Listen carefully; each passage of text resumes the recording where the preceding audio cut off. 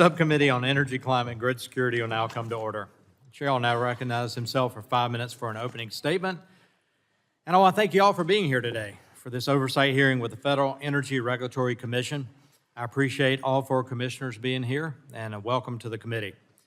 FERC is a critical agency that plays a significant role in ensuring Americans have access to affordable, reliable supplies of energy.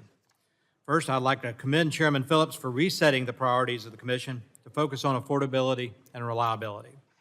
You have moved forward some critical natural gas projects and are vocal about the negative effects of high energy prices on consumers and our constituents. The committee appreciates your work in this regard. The Commission, however, needs to do more to ensure the affordability and reliability of our energy system.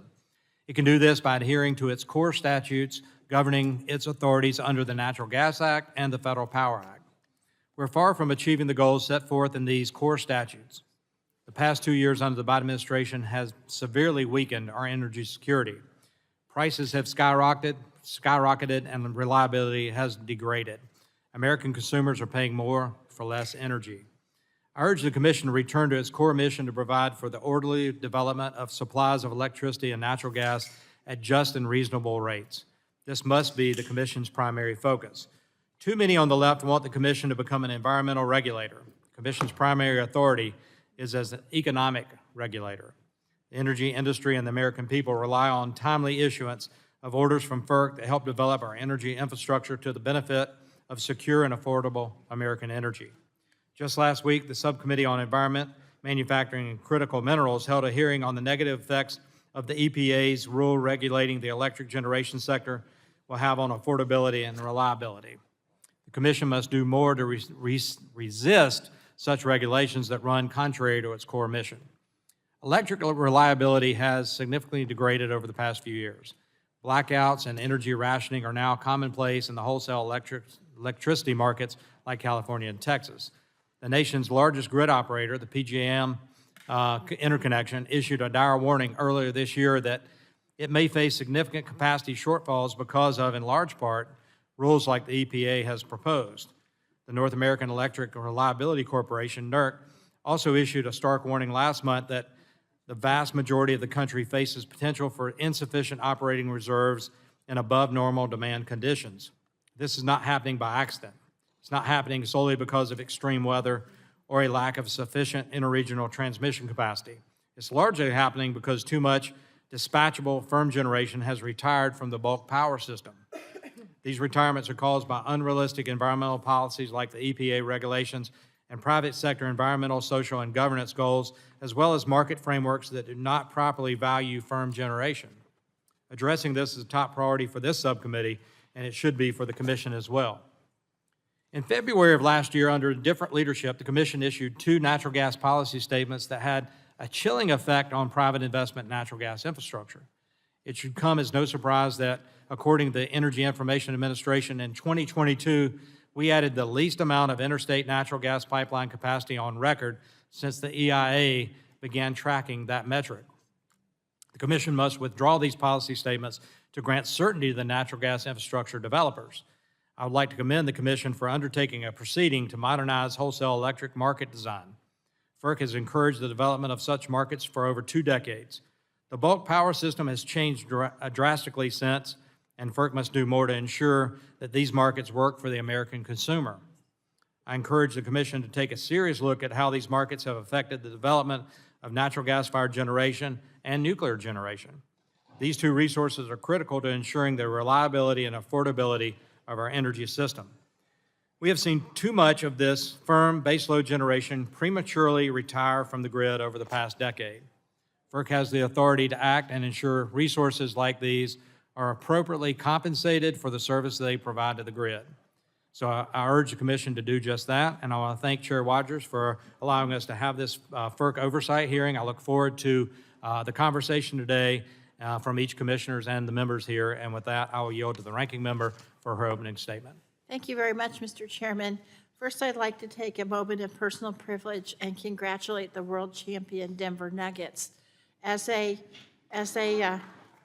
see some of my constituents in the audience cheering, but as a 4th-generation Denverite, we've been waiting a long, long time for this victory. I also, now turning to serious business, I want to thank you, Chairman Duncan, and to the other commissioners for being here today. The work that FERC does each and every day is really important to our overall energy system. It's the body responsible for overseeing the flow and transmission of oil, gas, and electricity across state lines. It's the body charged with greenlighting new pipelines, hydropower projects, and LNG terminals throughout the country. It's the agency that can bring our nation's energy system into the 21st century, help lead our clean energy transition, and take on the climate crisis head-on, all the while ensuring that Americans maintain access to the affordable, reliable electricity that they need. And that's why FERC is so important. And Mr. Chairman, I'm glad that we're having this hearing today. As our nation's demand for energy increases in the coming decades, as is expected to do, so must our ability to transmit that energy efficiently and effectively across the country. Since the transmission of energy is one of the most important facets of our nation's overall energy system, one of the most important things that FERC can do right now is to help us modernize the grid to facilitate the deployment of transmission lines as needed throughout the United States. And everybody here knows that. FERC has done the work, the research, the studies, and analysis. You know the regional and interregional issues that have to be addressed to increase our transmission capabilities as we make the clean energy transition.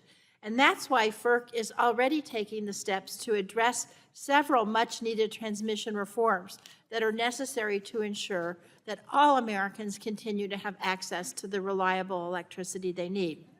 It's working to create a long-term regional transportation planning process. It's implementing new backstop transmission siting reforms included in the bipartisan infrastructure law.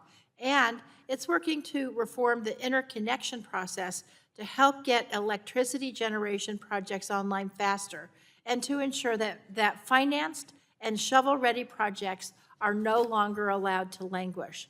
And I applaud FERC for these efforts. I urge the speedy completion of all of the rule-making efforts. But let me be clear about one other thing.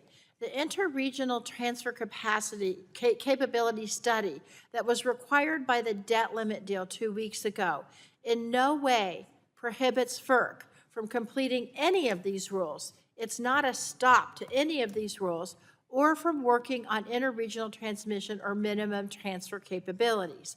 And so, delaying any potential actions by FERC or NERC was not the congressional intent of that study and is not the congressional intent of that study and should not be construed as such.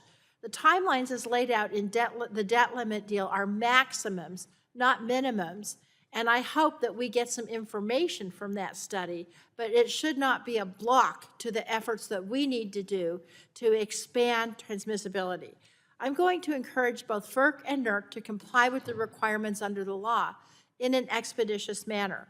Because if we as a nation are going to be successful in making the transition to clean energy, the work that FERC is doing to utilize grid-enhancing technologies like dynamic line ratings is more important than ever. We must build out our transmission capability in this country, and we need to take steps now to modernize our grid to get more electricity out of our existing infrastructure. I would encourage the Commission to continue advancing these important technologies, and I want to encourage it to do so in a way that addresses environmental justice. It's no secret that our energy system and the pollution it creates disproportionately impact low-income and disadvantaged communities. As we continue to develop energy infrastructure, we must do so in a way that fully incorporates the voice of those directly impacted by energy infrastructure and its pollution.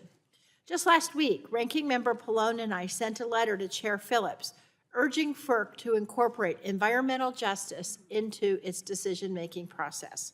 Let's bring our energy grid into the 21st century, and let's make sure we're doing so in a way that doesn't ignore the most vulnerable among us. So again, I want to thank everybody, particularly all the commissioners, for being here, and I yield back.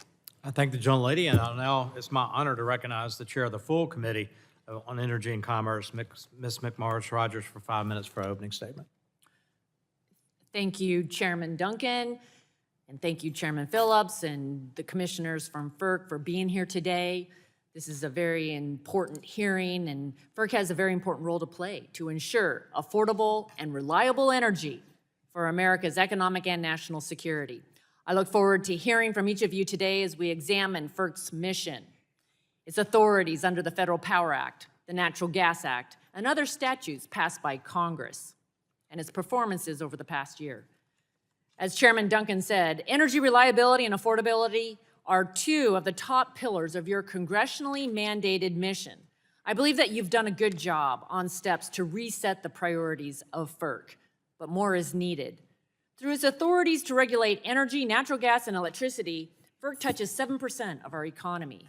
Without affordable and reliable energy, our economic and national security are at risk.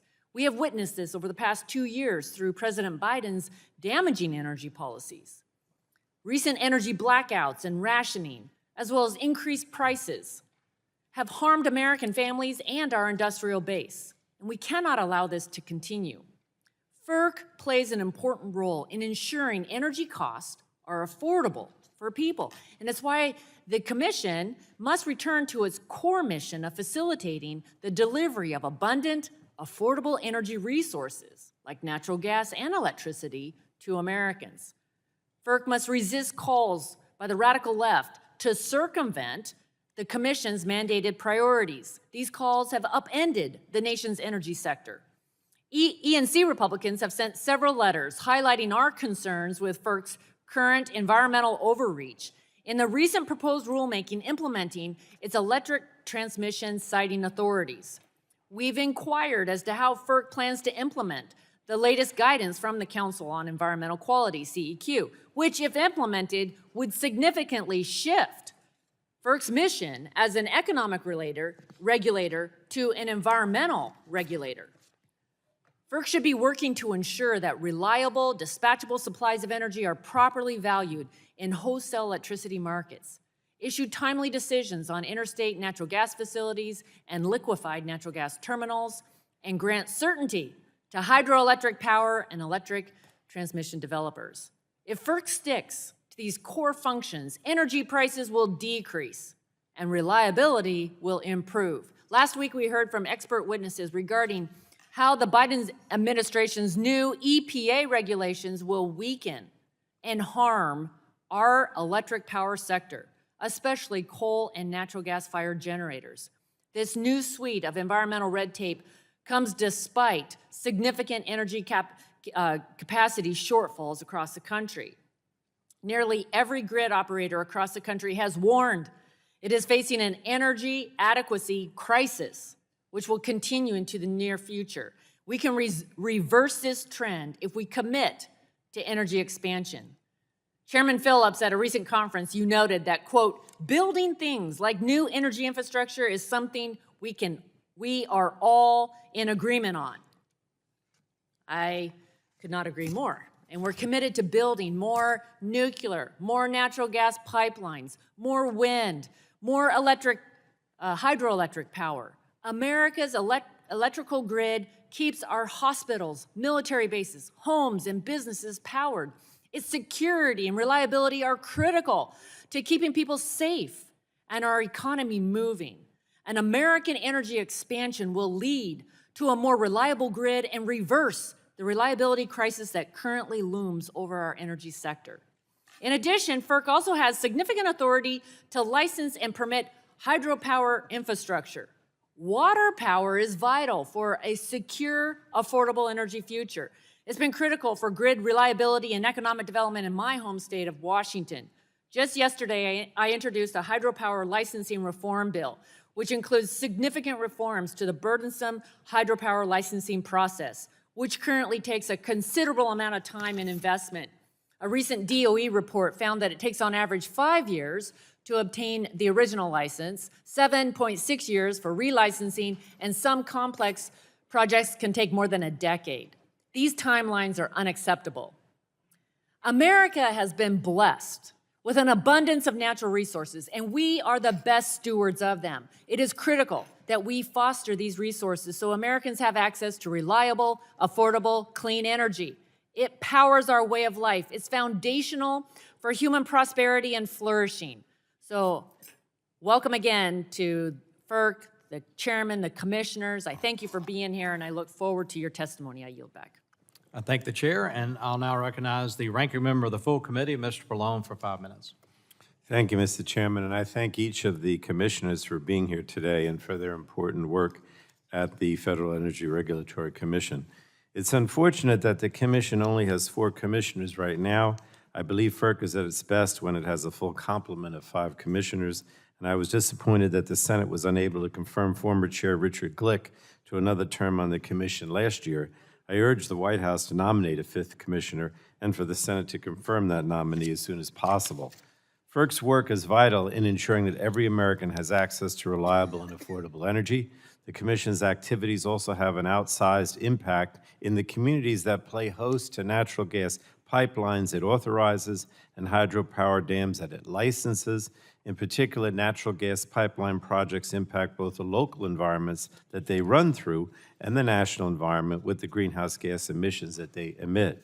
And that's why Ranking Member DeGette and I wrote to Chairman Phillips last week, as she mentioned, urging that FERC incorporate environmental justice principles into its decision-making. Under the leadership of Chairman Phillips and former Chairman Glick, the Commission has already taken a number of vital steps on environmental justice, and the Commission has issued its first-ever Equity Action Plan and finally established its Office of Public Participation, something I have long advocated. And these are important first steps, but additional action is necessary. Last year, FERC issued 2 important policy statements that would guide its authorizations of natural gas projects. The first statement would have created a new framework to help guide the Commission in determining whether or not a project is in the public convenience, as required by the Natural Gas Act. And the second would have clarified how FERC assesses the impacts of greenhouse gases emitted as a result of a potential natural gas pipeline. And I was pleased by both of these policy statements, but was disappointed when they were downgraded to draft status a year ago and that the Commission has yet to return to them. Now, I want to be clear. FERC must consider environmental justice factors when making its public convenience determinations under the Natural Gas Act. Furthermore, greenhouse gas emissions, and critically, the consequences from these emissions, are absolutely reasonably foreseeable environmental effects under the National Environmental Policy Act. The D.C. Circuit made this clear 2 years ago in its decision in Vecinos versus FERC. Now, downgrading the policy statements to draft status does nothing to relieve FERC of its obligations under the Natural Gas Act or NEPA. However, the policy statements did offer much-needed clarity on how the Commission would consider those issues, clarity that has now been stripped away, leaving communities and industry in the dark. So I urge all of you to act on finalizing the 2 policy statements as soon as possible. Now, turning to electricity markets, it has been roughly 25 years since FERC issued Order 888 to bring competition to electricity markets across the country. And I was skeptical at first, but the developments of the last 25 years have made clear that power markets have promoted competition that has lowered prices and made the grid cleaner, all while ensuring a reliable bulk power sector. So to be sure, there are issues, especially at PJM, the electricity market that covers my state and several other mid-Atlantic states.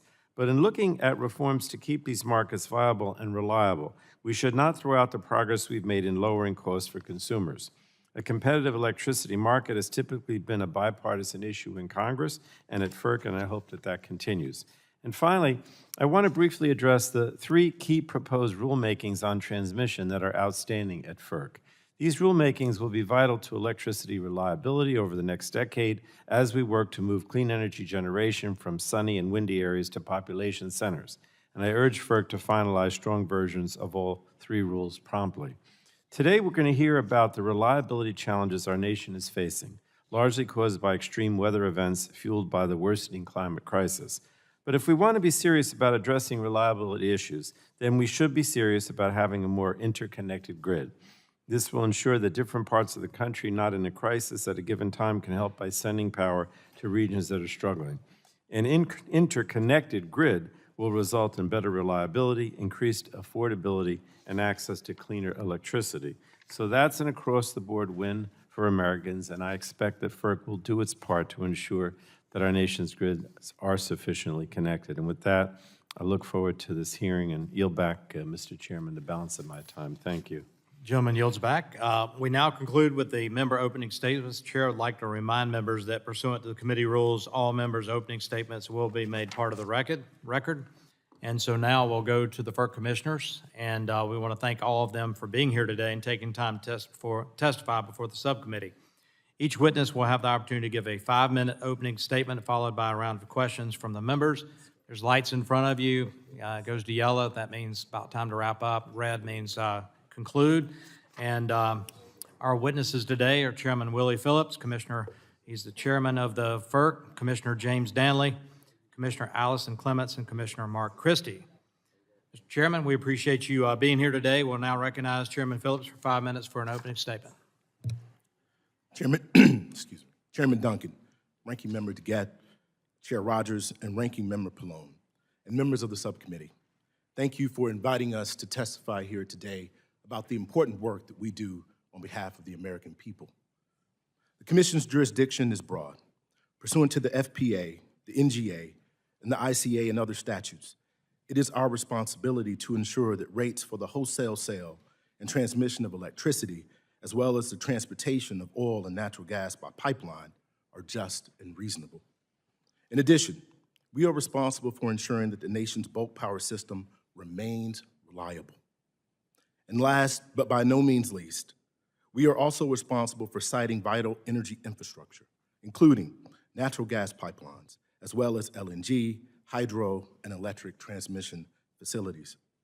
By exercising these authorities in a prudent and responsible manner, the Commission can help ensure that our country produces energy that is reliable, affordable, and sustainable. Earlier this year, President Biden designated me as chairman of the Commission, and it is an honor to appear before you the first time in that capacity. In January, at my first open meeting, I laid out 3 principal priorities. They were reliability, transmission reform, and environmental justice. I'm happy to report that in just a few months, we have made significant progress on all 3 fronts. I will begin with reliability because it is, and always must be, job number 1. We face unprecedented challenges to the reliability of our nation's electric system. Foreign and domestic actors are testing our cyber defenses every day. Physical threats to the grid are on the rise, and extreme weather of all kinds are threatening power to customers across the country. That is why, under my leadership, the Commission has taken at least one major action to promote reliability every month since I became chairman. The Commission has directed NERC to develop enhanced cybersecurity standards regarding internal network security protocols. We approved enhancements to a series of winter preparedness measures. We established incentives to reward cybersecurity investments, and just last month, we issued an order focused on inverter-based resources, or IBRs. These actions represent the blocking and tackling that is absolutely necessary to ensure that our electric grid remains secure, reliable, and resilient. My second priority, electric transmission reform, is itself a reliability imperative. Transmission plays a critical role in ensuring the electric system remains reliable while also facilitating the interconnection of new resources. And transmission enables us to further increase our energy security and strengthen our nation's grid. To those ends, we are working as quickly as possible on a number of important rulemakings. First, my highest priority in the near term is interconnection queue reform. We're also working to finalize regional transmission planning and cost allocation, and we are working to finalize our new backstop siting authority. It is my hope that collectively these measures will represent the Commission's most significant action to promote the development of needed electric transmission in at least a generation. My third priority is environmental justice, and this one is personal. I grew up in an environmental justice community in Alabama. I know well the significant impact that these heavy industrial communities face. But I've also seen the benefits that investment can provide to historically underserved communities in the form of jobs, tax revenue, and community benefits. Having seen both sides, it is my goal as chairman to do all that we reasonably can to ensure that environmental justice communities do not bear too great a share of the burdens or too small a share of the benefits that new energy infrastructure can provide. Here, too, we have made strides. In March, we hired a new senior counsel for environmental justice and equity. And later that month, we held the first ever roundtable on environmental justice and equity and infrastructure permitting. And finally, on that point, I would be remiss not to mention the significant strides that we have made with respect to permitting. Our country urgently needs energy infrastructure of all kinds. As Russia's war in Ukraine has made clear, energy infrastructure is essential to any country's national security. What we as a nation must do is make sure that we bring abundant energy resources online and deliver it to our customers. I'm proud of the steps that we've taken to streamline our permitting processes. I thank you again for the opportunity to be here, and I look forward to your questions. Thank you, Mr. Chairman. I'll now recognize Commissioner Danley for 5 minutes. Chairman Duncan, Ranking Member DeGette, members of the subcommittee, it's a pleasure to be here. So the United States is heading towards a reliability crisis in our electric markets. This reliability crisis is being driven by two primary factors. The first is the effect of subsidies, and the second is the Commission's, let's call it, abandonment of its longstanding commitment to rule of law.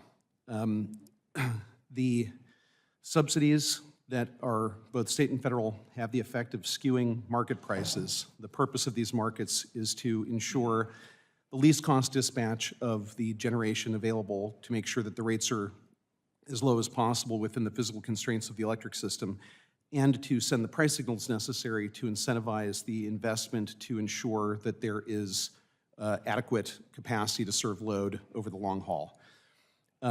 When you have the number and quantity of subsidies that we currently have available to generators of certain types, specifically for intermittent wind and solar primarily, those price signals get warped.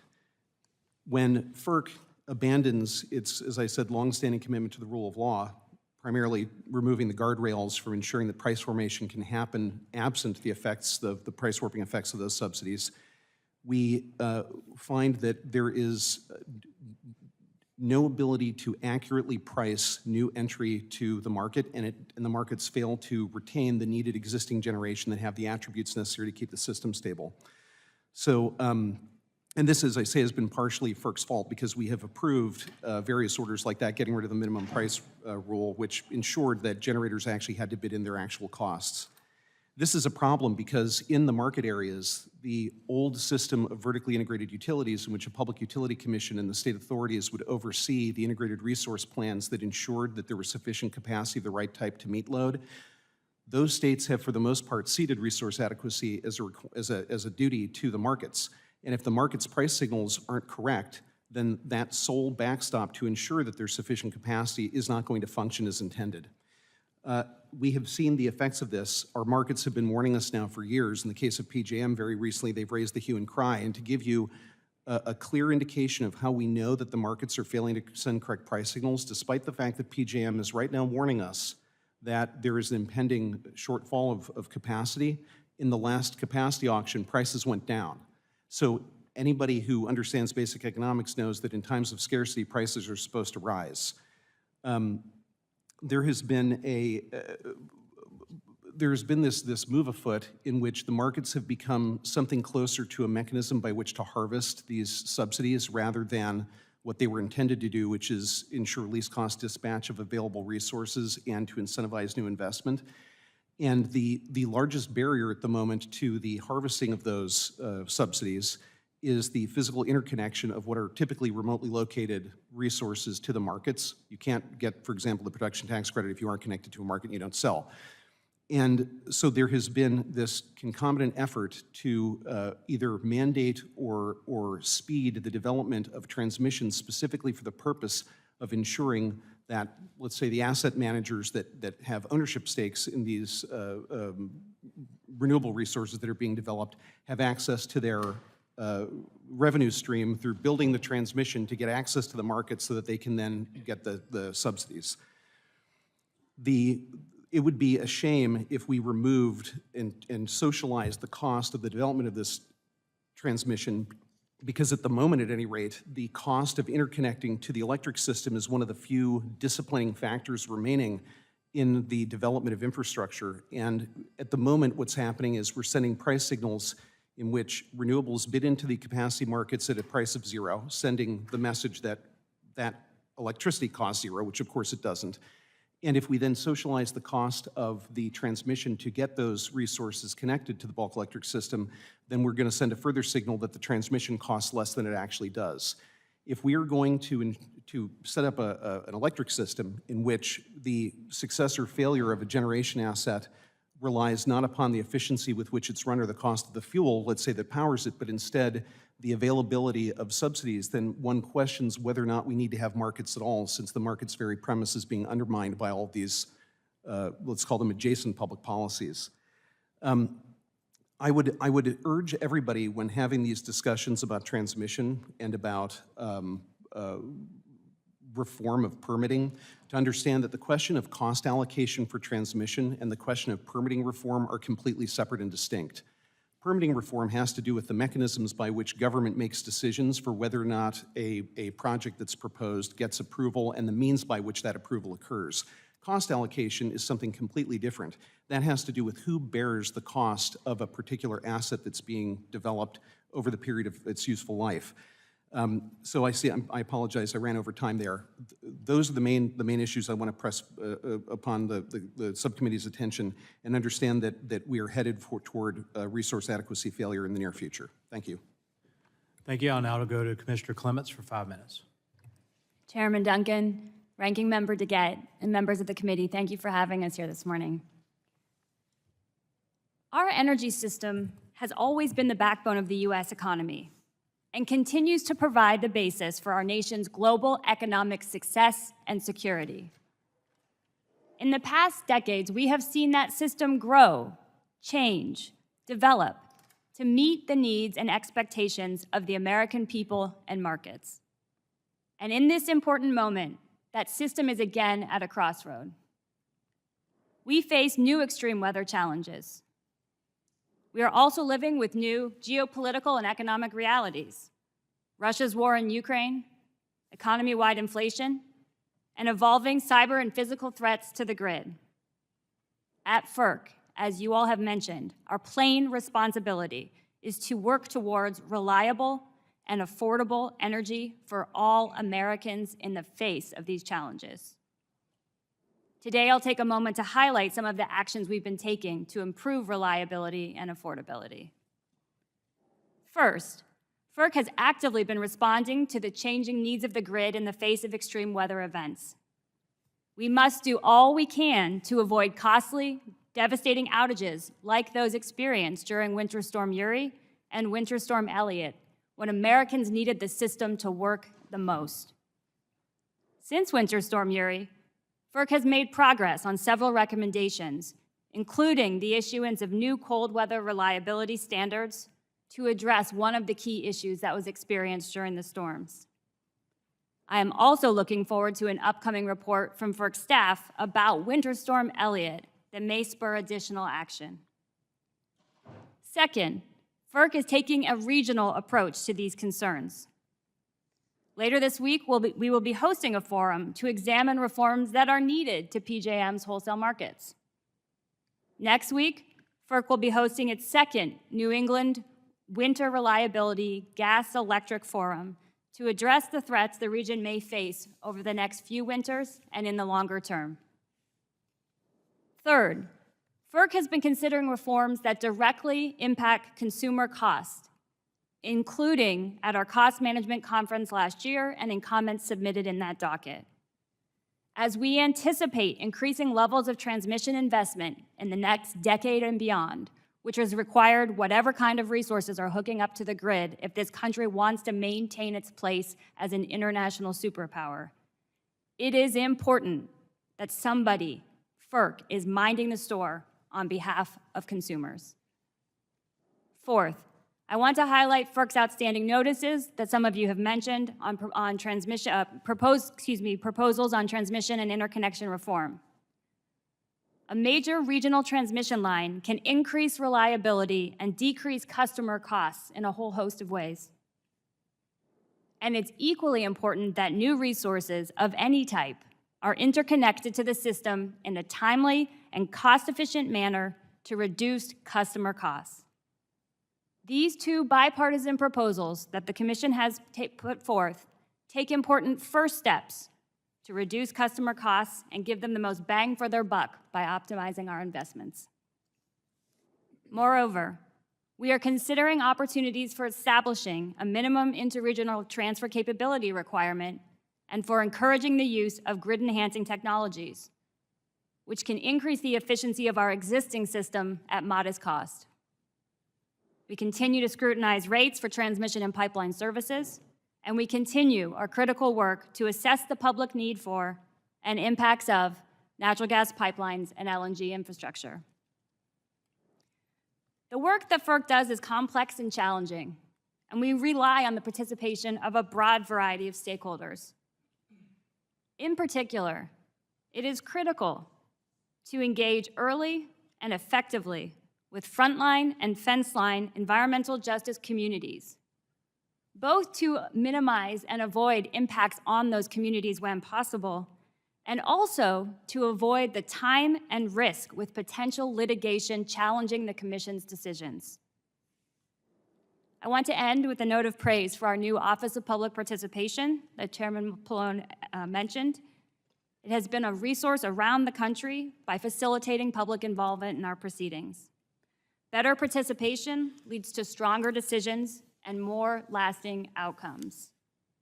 It remains my honor and privilege to serve the American people, and I am pleased to answer any questions you may have. Thank you. Thank you. I'll now recognize Commissioner Christie for 5 minutes.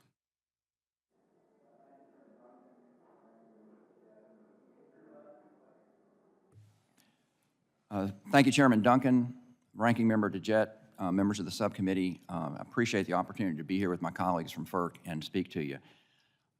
Your focus is reliability, and I'm going to speak to reliability. I think we're heading for potentially very dire consequences, potentially catastrophic consequences in the United States in terms of the reliability of our grid, and I think that the basic reason is we're facing a shortfall of power supply. You know, the term we use is resource adequacy, but what we're really talking about is potentially a shortfall in power supply. You have to remember about the grid. The grid has to have power being fed into it every second of every minute of every hour of every day to keep the lights on. You can't store it up and bring it out next day. So because of that, you have to have a power supply that is feeding into the grid on a continuous basis. We can't tolerate shortages because shortages means the lights go out. So what's going on now? And what is the threat to reliability? In summary, what the threat is this. We are facing cascading retirements of dispatchable resources, specifically coal and, to a lesser extent, gas. And the problem with losing that many dispatchable resources is you're losing the supply that's going to keep the lights on. And the problem is not the addition of wind and solar. Really, the problem is the subtraction of coal and gas and other dispatchable resources, which are the ones that we need during this transition to keep the lights on. That's the fundamental problem. This is not just Mark Christie saying this. We have been warned repeatedly from NERC, the reliability experts for the country, that this is exactly what's going on. We're losing dispatchable resources at a pace that is unsustainable for keeping the lights on. NERC has been telling us this over and over and over. We're hearing it from the major RTOs. PJM, which is the largest RTO in terms of consumers served. MISO, which is the largest RTO in terms of geography. It covers the Midwest and parts of the Southeast. We just heard it last week from New York System Operator, the New York ISO. All the same message. We are losing dispatchable resources at a pace that we can't keep the lights on if we continue to do this. And so that is the fundamental problem that we're facing that threatens reliability. So what are the two reasons? I'll give you two reasons why this is happening, because I always get asked, why is this happening? Well, first of all, is happening in both the RTOs and the non-RTOs. This is not a uniquely RTO problem.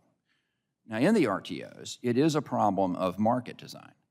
It's a problem in which the resources that are retiring, and a lot of them are retiring prematurely. And by prematurely, what I mean is these units have many years of useful life remaining, but they're retiring.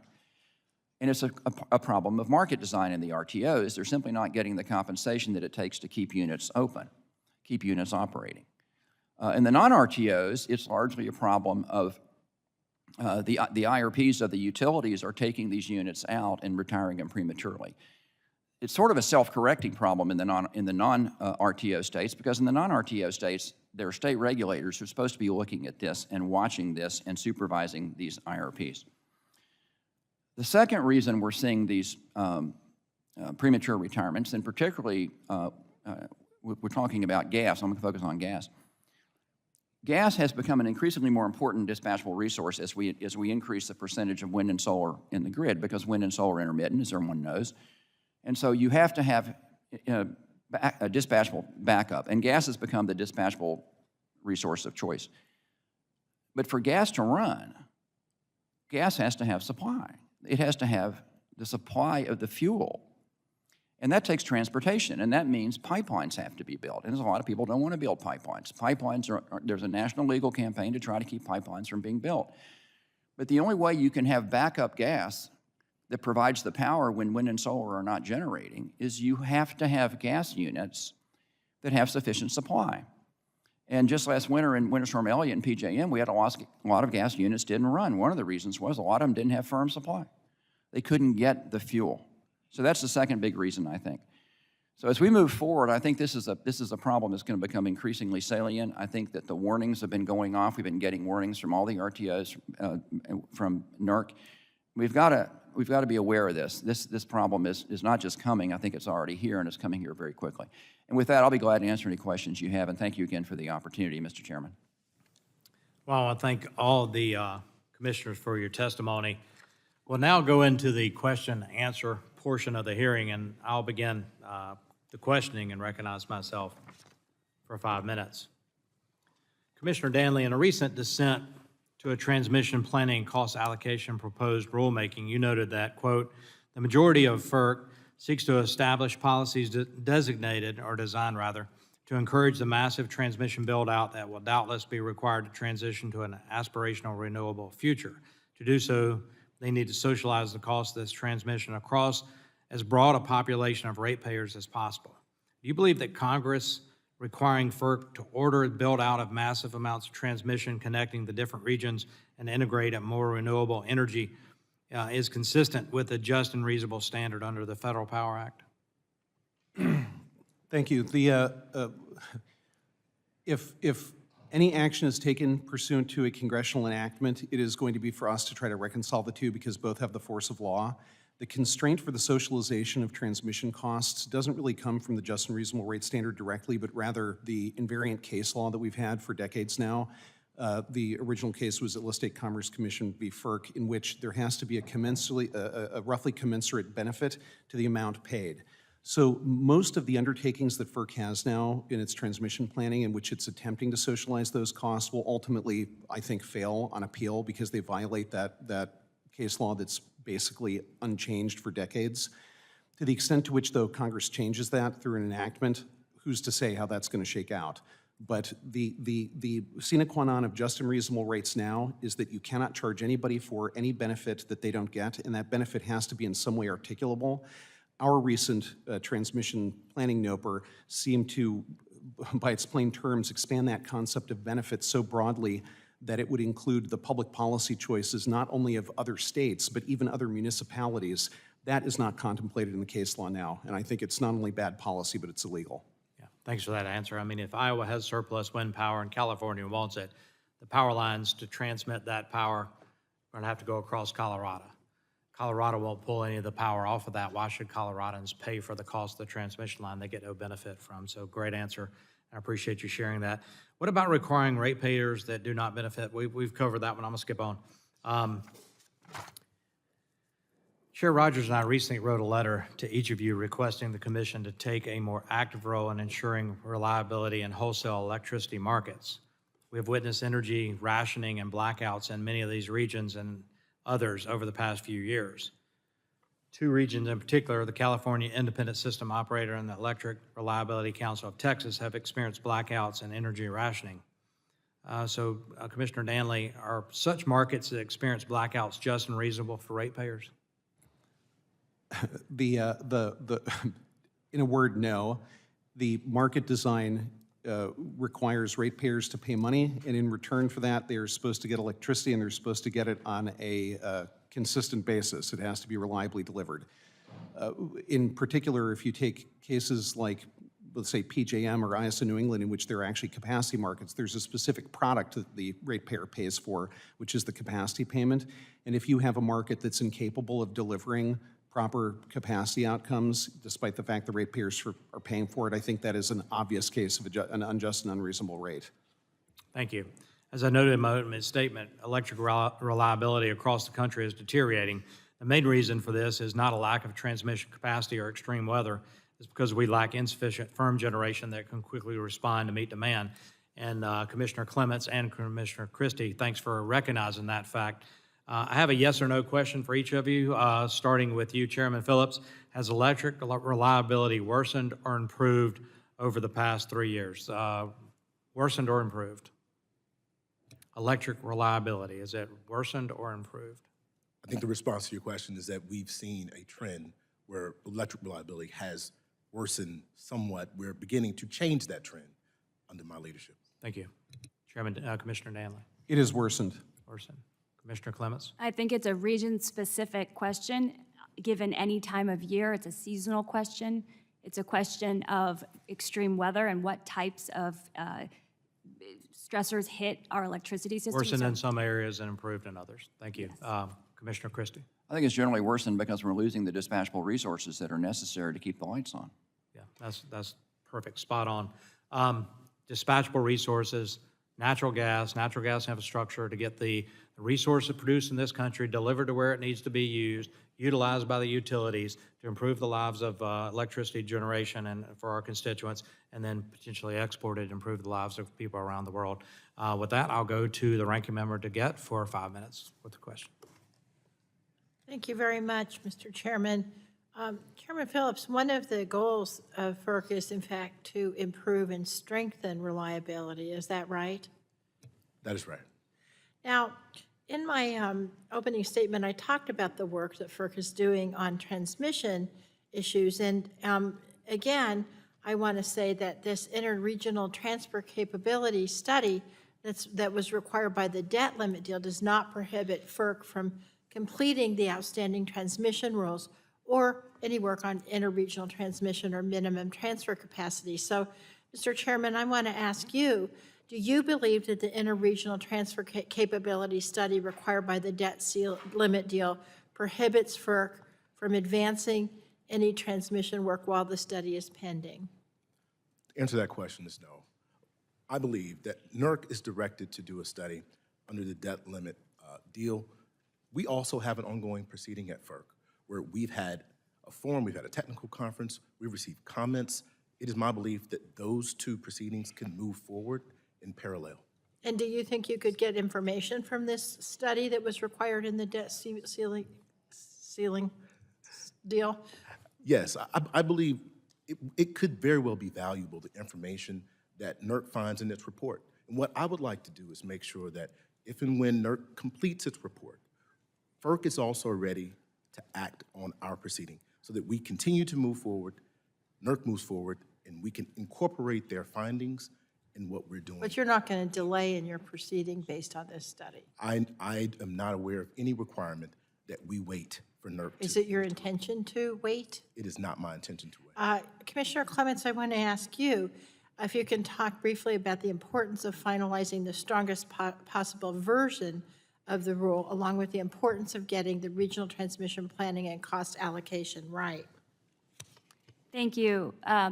Finalizing a rule on interregional transfer capability is critical. We have seen that in real life through the experience in Winter Storm Uri, when the Mid-Atlantic was able to help out to keep the lights on in the Midwest.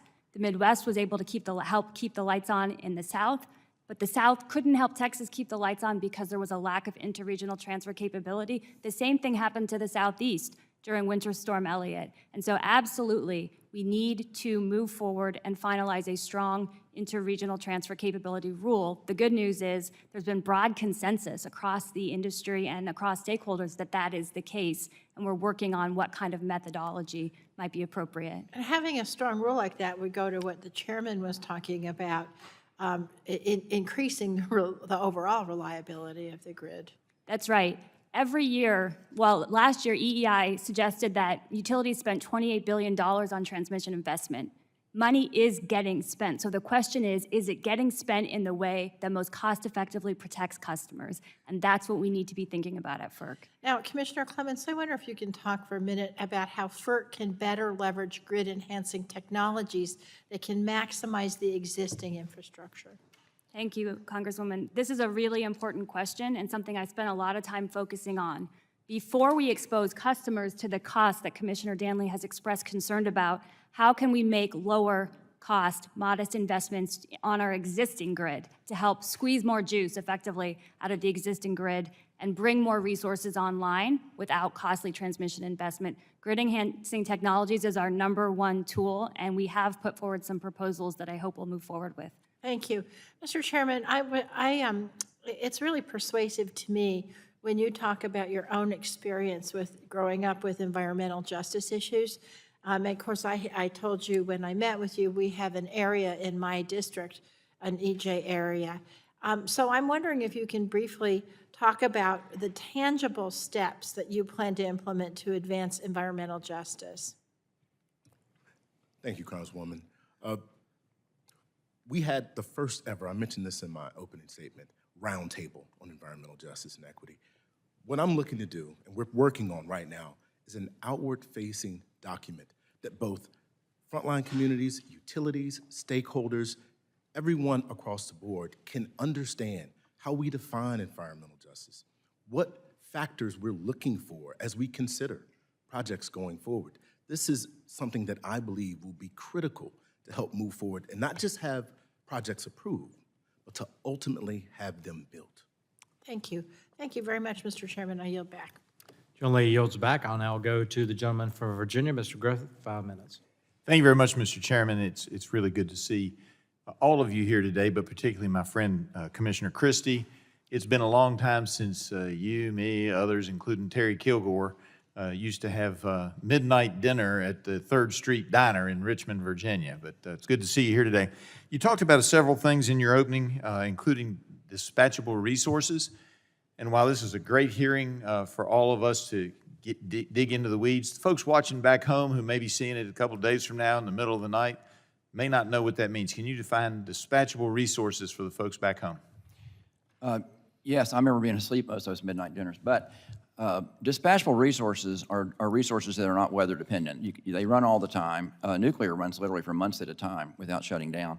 Coal and gas can run all the time. Now, that doesn't mean they're not weather impacted. What we saw in Elliott, the Winter Storm Elliott, we had a lot of gas units that didn't perform because they were not winterized or they couldn't get firm supply. So units can be certainly weather impacted, but a dispatchable unit is a unit that is not weather dependent to run. Obviously, wind and solar are weather dependent to run. It makes them intermittent. Doesn't mean they don't have a tremendous role. They certainly have no fuel costs, which is good. But we have to understand the characteristics of generating units, and when you're trying to keep the lights on, and again, you have to remember about the grid. The power that's coming out of these lights right now was generated nanoseconds ago. Power has to be generated and used within seconds, and so because of that, you have to have power sources feeding into the grid every single second of every minute. Otherwise, the lights go out. And dispatchable resources are great for that because they run for days, weeks, even months at a time without concern about what the weather forecast is going to be. So that's the difference. And obviously, knowing my end of the state, it's heavily reliant in many of the communities on the coal and natural gas industries. And it's just been somewhat bothersome to us that folks don't realize the intermittency of some of the renewables and that you have to have the pipelines, and you have to have high voltage power lines to wheel that electricity from one part of the country to another. Can you go into a little bit about how long it's going to take to build the capacity, even if we want to take wind or solar from an area where it's good weather to an area that weather may not be so good right then?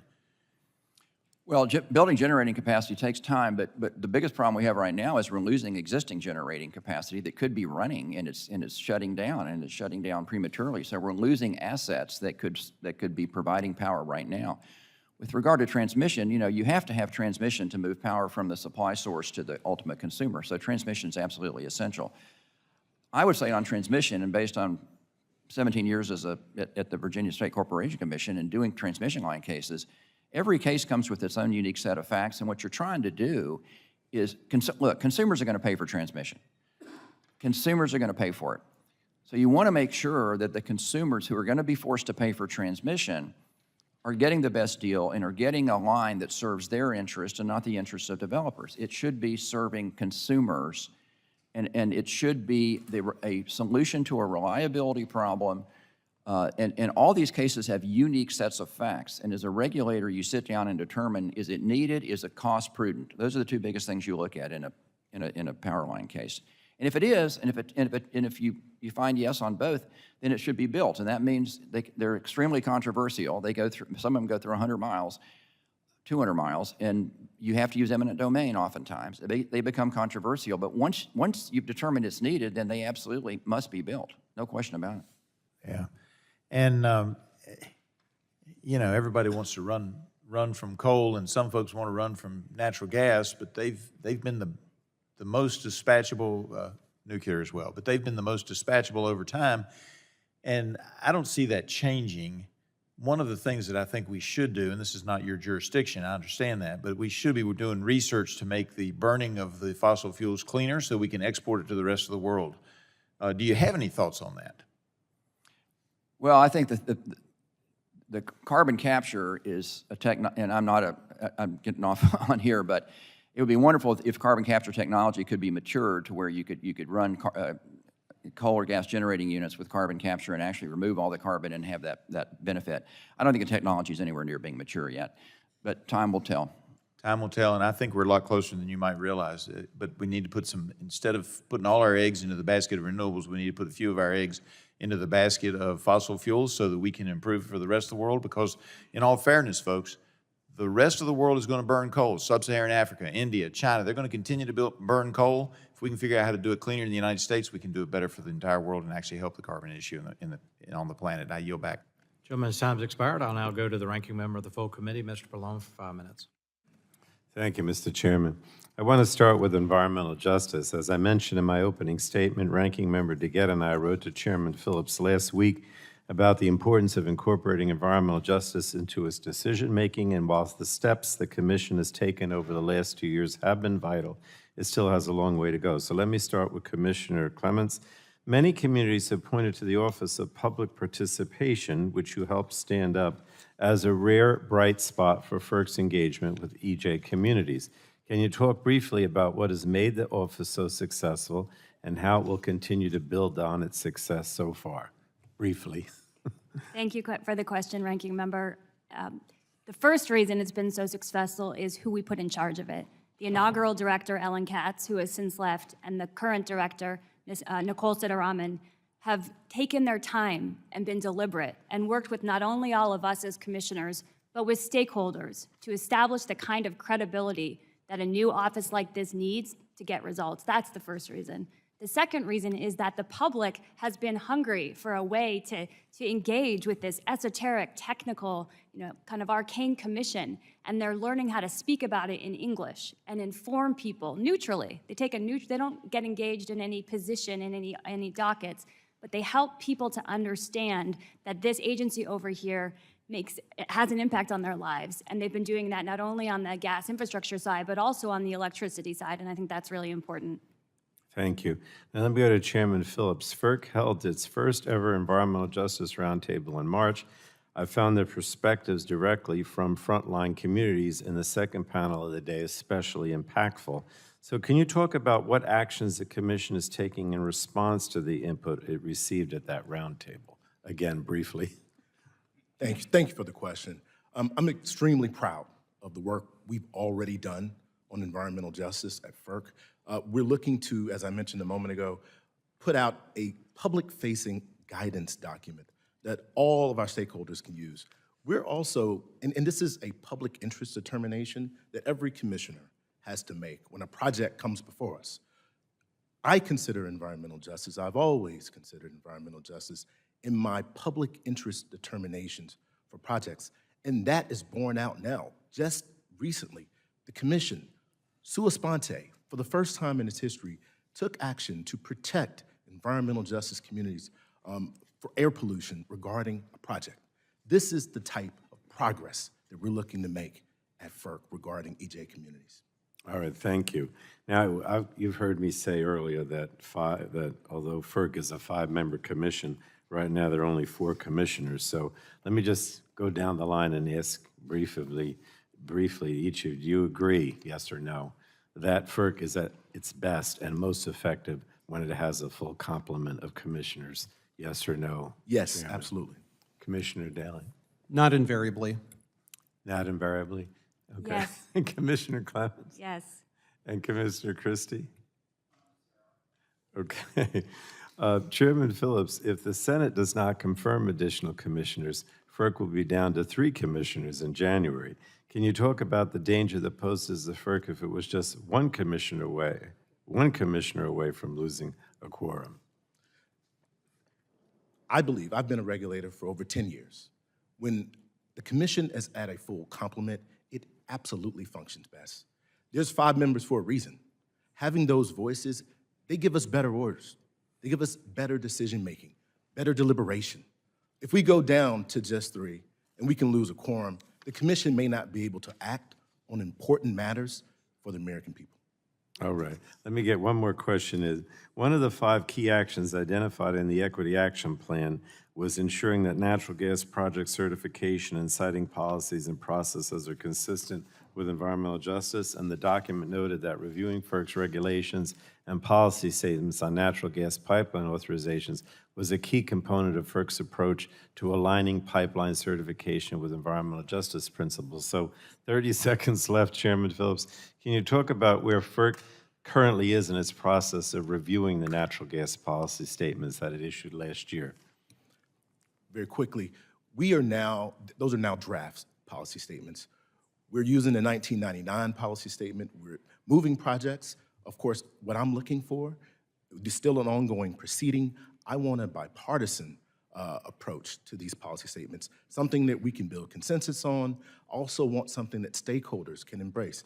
It's extremely important that when we do this, that we don't do it in a way that if the composition of the commission changes, it can be flipped over in the snap of a finger. I want something that's lasting and durable for the utilities and for the work that we do. Thank you so much. Thank you, Mr. Chairman.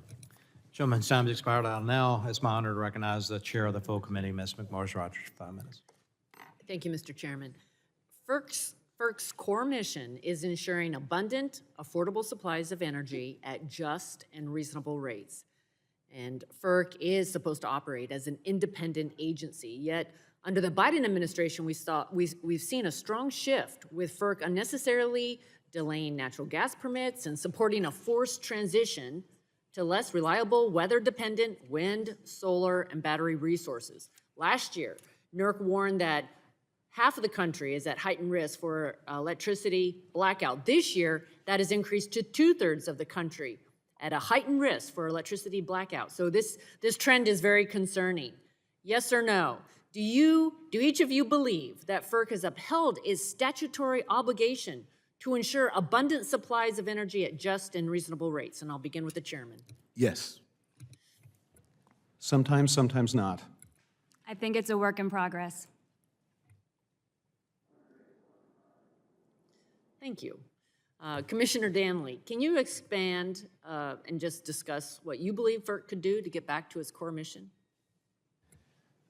Certainly, we need to establish stable market rules and adhere to the rule of law We need to make certain that the electric markets, we have to speak about both the NGA and the FPA. So under the FPA, we have to make sure that our electric markets have stable rules, that we do not retroactively change the results of auctions as we did in a recent order for PJM, because we didn't like the outcome of the system we had already put in place.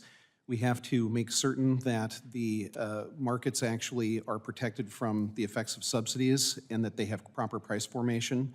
All of that is necessary to ensure resource adequacy and JNR rates. Under the NGA, we have to constrain our analyses to the requirements of the Natural Gas Act, the purpose of which you rightly point out is to ensure abundant quantities of natural gas at reasonable prices.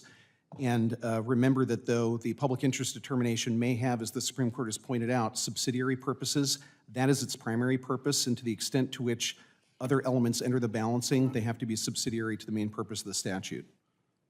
Thank you. The district that I represent in Eastern Washington and the entire Pacific Northwest is powered by hydroelectric power.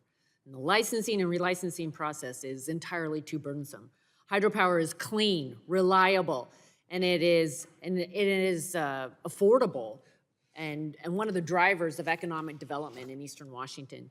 Yesterday, I introduced the Hydropower Clean Energy Future Act to expand the production and streamline FERC licensing and the relicensing process. Chairman Phillips, as you know, almost half of the nation's existing hydropower dams, this investment that we made in this important infrastructure is required to go back to FERC to be relicensed within the next several years. What is FERC doing to meet this challenge?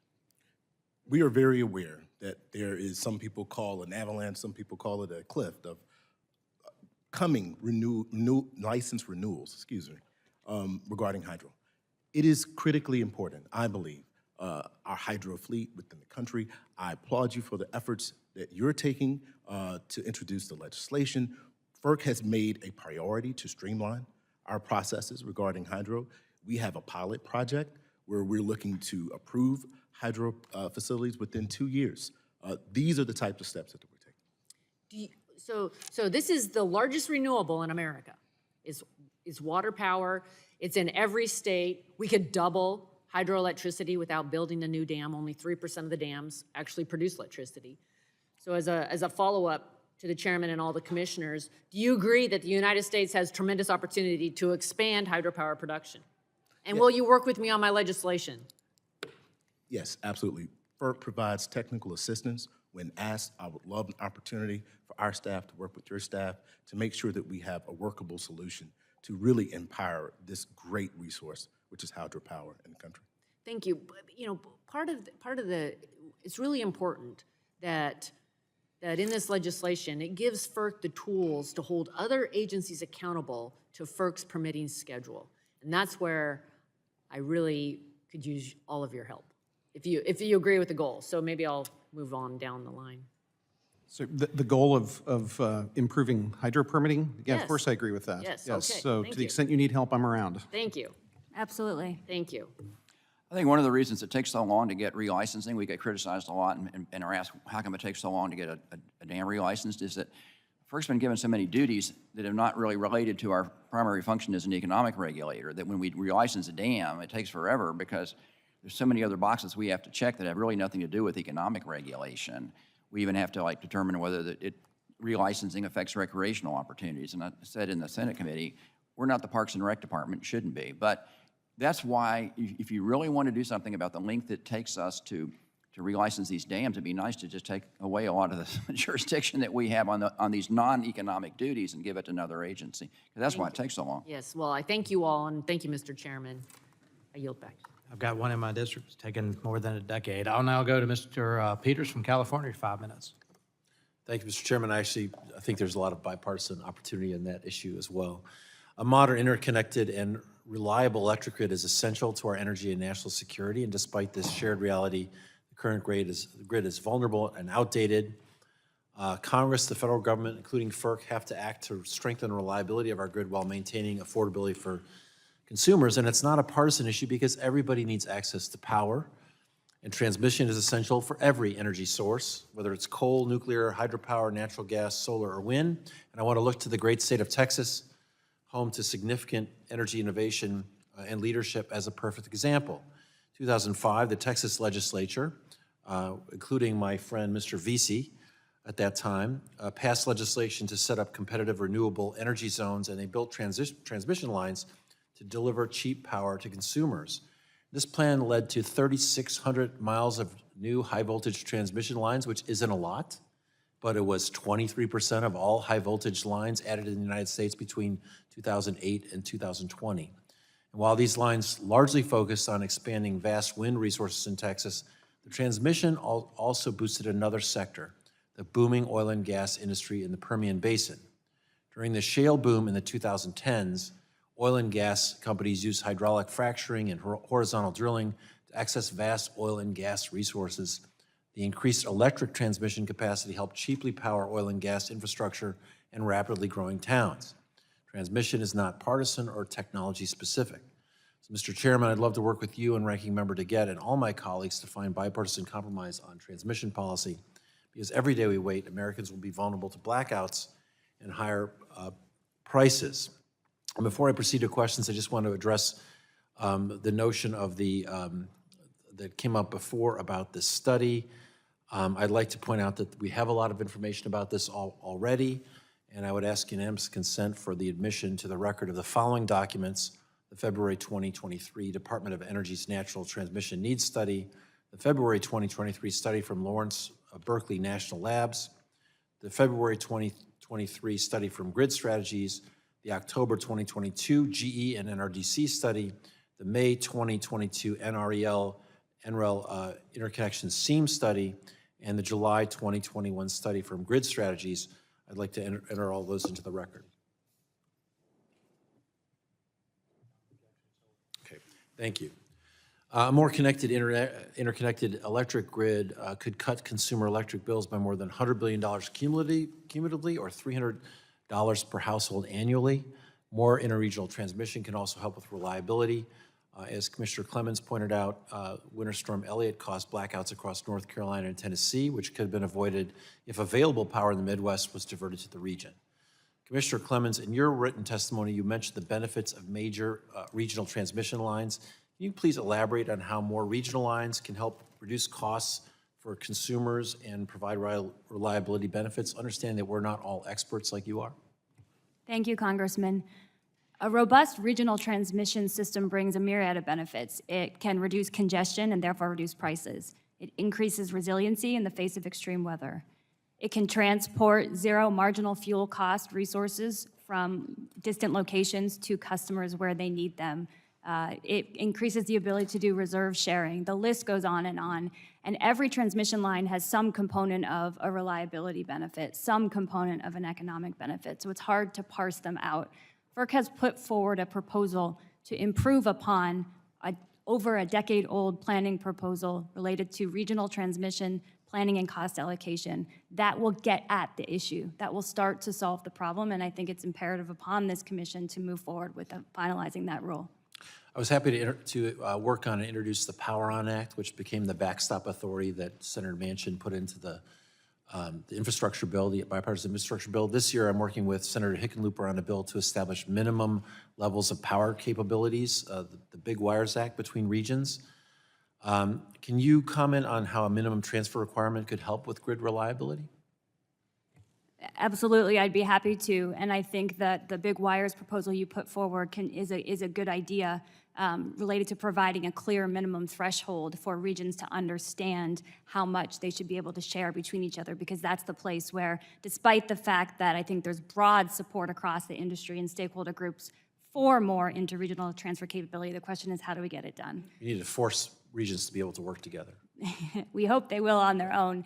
Yes, we'd like to be able to help them and to facilitate that cost effectively. The reliability benefits are simply undoubted based on all those studies you demonstrate and real life experience. Thanks. My time has expired, but I should have said encouraged. Thank you, gentlemen. Thank you, Mr. I'll Chairman. go to Mr. Latham. Before I do, I want to thank him for helping me out, sharing something yesterday, and recognize you for 5 minutes.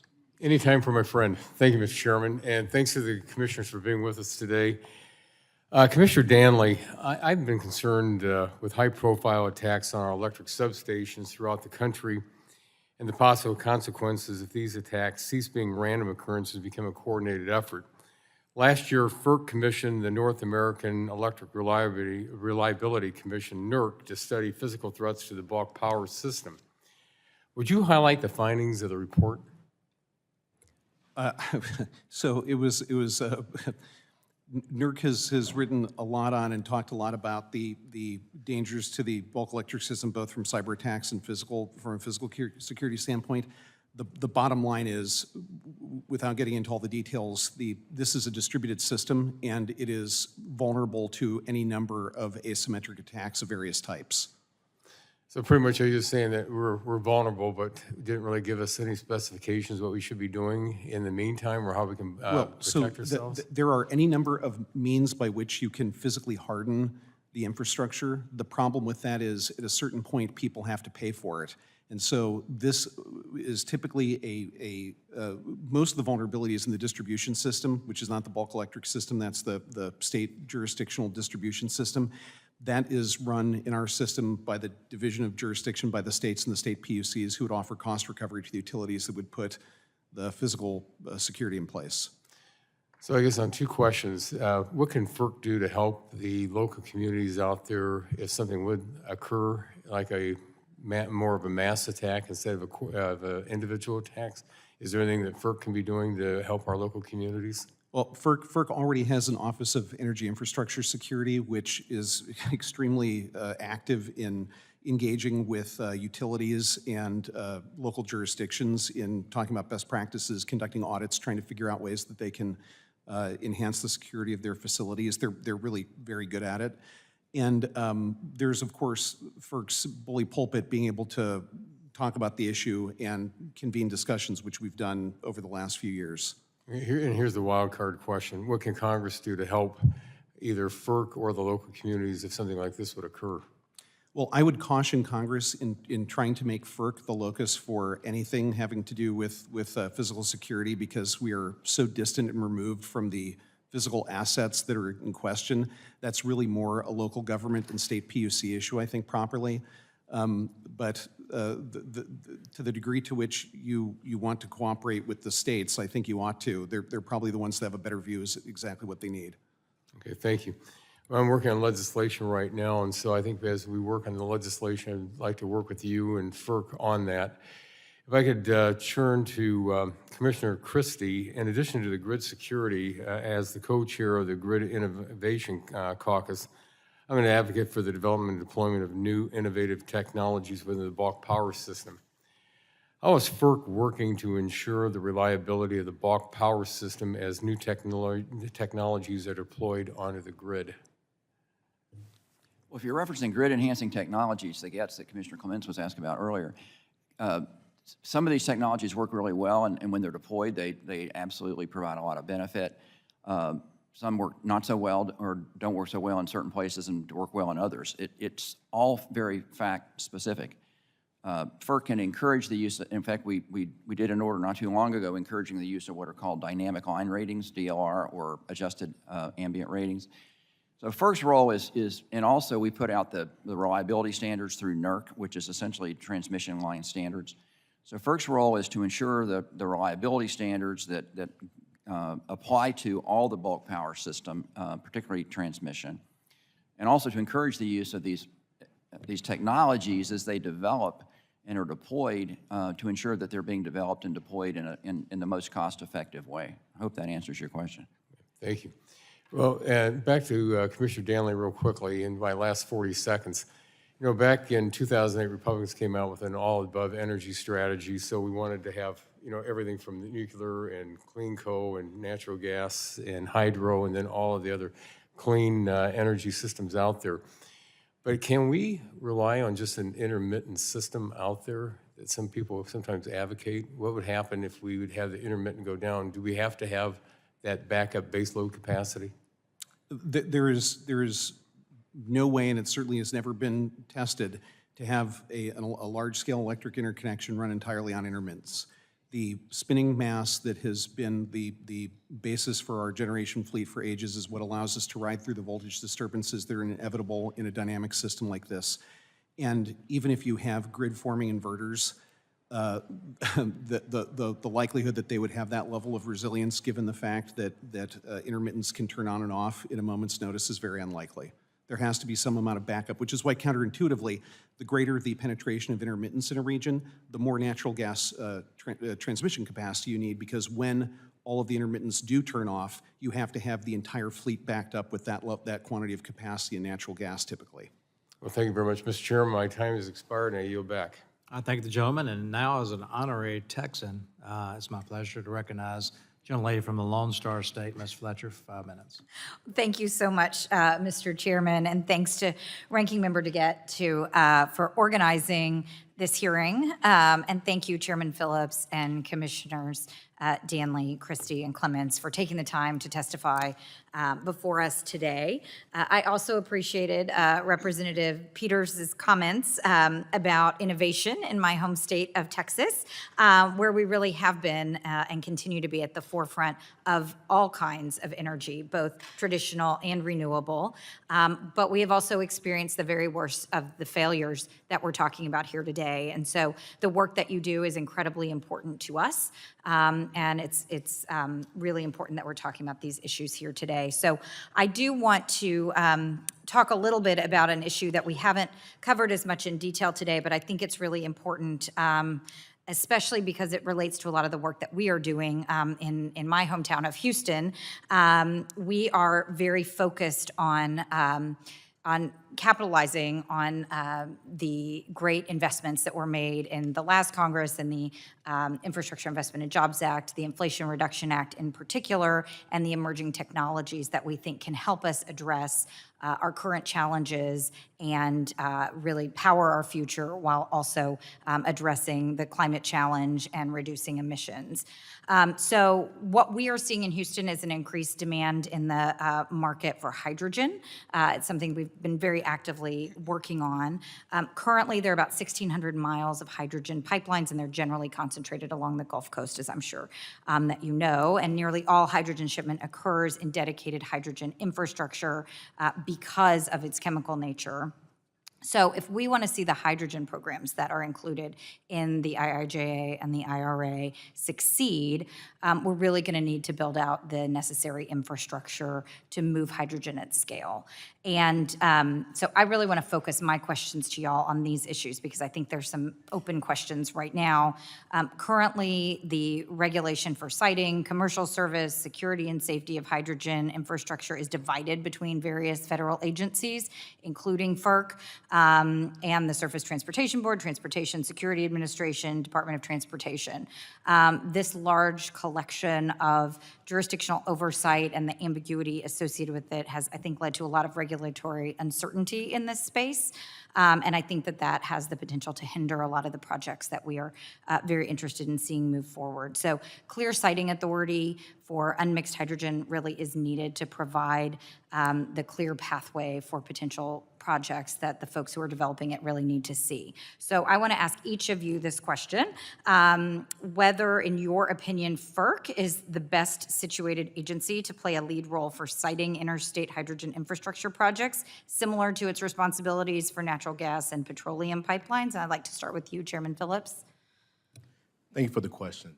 I believe, given FERC's experience with natural gas pipelines, and as you mentioned, we currently have regulatory authority over blended hydrogen and natural gas, I believe FERC could absolutely take on the responsibility of pure hydrogen. Of course, I urge Congress, any new authority that they give us in this area, please be specific. Be specific. It helps us implement down the road and avoid costly litigation or delays. Thank you, Chairman Phillips. Commissioner Danley?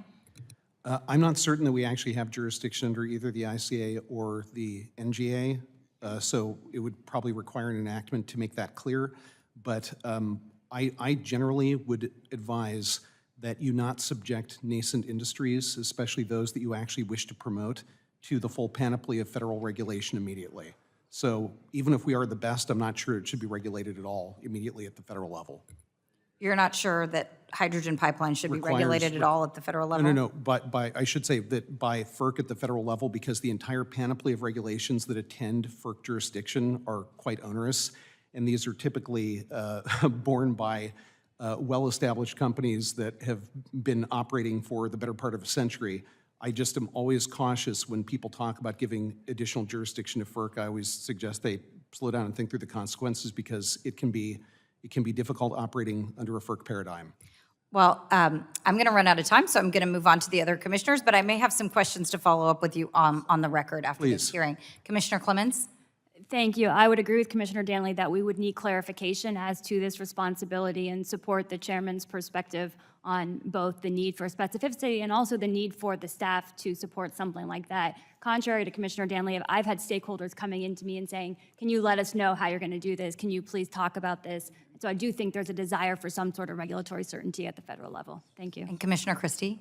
I think if you convert a natural gas pipeline to a hydrogen pipeline, I think it's very questionable whether we would have authority under the Natural Gas Act. So I would urge Congress, if you want us to regulate hydrogen pipelines that used to be natural gas pipelines or build new ones, that you really need to pass legislation and make that clear. Well, thank you very much. I will submit some additional questions for the record. This is a really interesting topic, and I thank you so much, Mr. Chairman, for allowing us to have this exchange this morning, and I yield back. Thank you, gentlelady. I'll now go to the chair of the Environmental Subcommittee, Mr. Johnson, for 5 minutes. Thank you, Mr. Chairman. Commissioner Christie, in my subcommittee just last week, we examined the reliability impacts of proposed EPA regulations, and I want to kind of build on that this morning. In your testimony, you discussed the threat to reliability due to the rapid subtraction of dispatchable resources, especially coal and gas, with no replacement. You further discussed that 1 megawatt of wind or solar is simply not equal to 1 megawatt of gas, coal, or nuclear energy. I agree with that, by the way, but RTOs like PJM, which includes Ohio, have warned us about this. I am especially concerned about the public health impacts of system-wide outages. If you look at the EPA's own website, you look at the mission of the EPA on the White House's website, it's to protect public health and the environment. Public health is primary. So these outages, these potential outages resulting from taking dispatchable energy off the grid before anything can replace it, can lead to loss of life in extreme heat and cold scenarios when folks in places like rural Appalachia don't have power. And it can result in negative impacts on nutrition when families, especially low-income families, can't cook their food because they can't power their kitchen appliances. You yourself characterized this situation as a, quote, serious threat to reliability that is looming on the horizon. So, Commissioner Christie, in your view, would you agree that current and proposed EPA power generation regulations are making this potential situation more precarious? Yes, because they're going to drive up the cost of operating a coal generating unit. And if you drive up the cost, obviously that has to be paid for. Now, if the unit is in rate base, meaning in a vertically integrated state, well then consumers ultimately would have to pay the cost because cost for a unit that's in rate base, they get cost recovery through that mechanism. So that unit could potentially stay open with consumers paying the additional cost.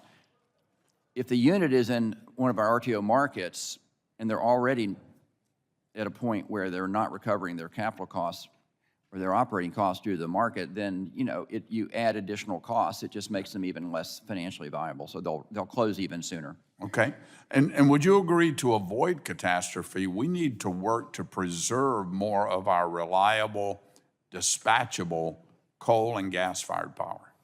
That is exactly what NERC and the RTO management's been telling us. You can't just shut down your dispatchable generation overnight or within a matter of a few years and think that you can keep the lights on by simply trying to replace. And my point about the megawatt versus the megawatt is the capacity value of a wind or solar megawatt is simply not equal to the capacity value of a megawatt. That's right. A nameplate megawatt. That's science. That's fact. That's engineering.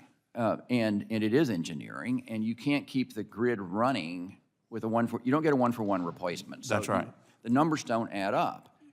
Well, what about the future? Renewables need to be backed up with something. Is there enough new gas-fired power planned to be built and integrated into our grid? Can you quickly touch on the current barriers to building out more gas-fired generation? Well, you look at the PJM queue, what's called the queue, which is the line of units that want to get in and get interconnected. About 90% of it is wind, solar, or battery, and some other, I think some DR. And then it's only about 4%, I think, gas. So the problem is not only that are we getting enough new gas generation to provide backup to the increased deployment of wind and solar? The answer is no, we're not getting enough new. But the bigger problem is the gas units that we have increasingly can't get the fuel supply to run as either baseload units that run all the time or as peaker units that have to be called in on a, it's really a matter of supply. If they can't get the fuel supply, then they can't provide the power supply. Okay. Let me go quickly to Commissioner Danley. I want to pivot to LNG exports. You wrote in September 2021, you discussed, and I quote, lingering apprehension that the Commission may not actually have authority to oversee the safety of liquefied natural gas, LNG facilities under Section 3 of the Natural Gas Act. And you noted that, quote, there is no language in the NGA that explicitly grants power to either the Commission or the Department of Energy to take responsibility for LNG safety. I'm concerned about duplication of efforts from multiple federal agencies here, and I know my time has run out. I'll ask this question, Commissioner Danley, and then if you would respond later in writing, that would be great. Can you share with our committee your perspective on FERC's authority for LNG safety and the cause of your apprehension? And are you still concerned about the Commission's interpretation of its authority? If you would get back to me on that question, I'd appreciate it. Certainly, thank you. Mr. Chairman, I yield back. Gentleman yields back. I'll now go to Ms. Matsui for 5 minutes.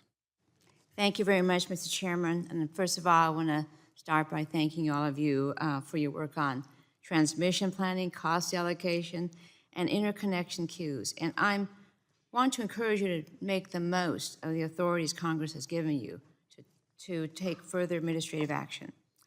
Now, study after study has confirmed the dire need to build more transmission infrastructure and to build it faster than we have in decades. DOE's National Transmission Needs Study has found that additional investments in transmission infrastructure would improve reliability and resilience in nearly every region in the United States. Meanwhile, the National Renewable Energy Lab found that significantly expanding transmission infrastructure would save more than $300 billion in power system costs. These upgrades would not only make our grid more reliable, they could also pay for themselves. Long-distance, high-voltage transmission between regions can provide the flexibility to distribute energy from a diverse energy portfolio to where it's needed the most. Commissioner Phillips, in your opinion, would more long-distance transmission infrastructure between regions likely reduce wholesale electricity prices? Yes, absolutely. Okay, great. So would more long-distance transmission between regions likely reduce the threat of blackouts or brownouts? Okay, thank you. Now, in California, there are times when we have more solar power than we need. In April alone, California curtailed more than 700 megawatts of wind and solar energy because there's simply no one to take it. Meanwhile, other areas of the country are curtailing more wind power, which tends to peak at different times of the day and different times of the year. Commissioner Clements, if we had a fully integrated macro grid allowing uncongested transmission from California to the Midwest and beyond, could California's abundant solar power potentially reduce energy prices for ratepayers elsewhere in the country? Indeed, the West in particular has a real opportunity for increased integration to the benefit of customers, but it does require transmission investment to get there. Absolutely. So if we had uncongested interregional transmission, could the otherwise curtailed wind energy in the plains and Texas potentially lower energy prices in California? I think we'd have to get into the specifics, but absolutely, resources in one region can lower prices far from home. Thank you.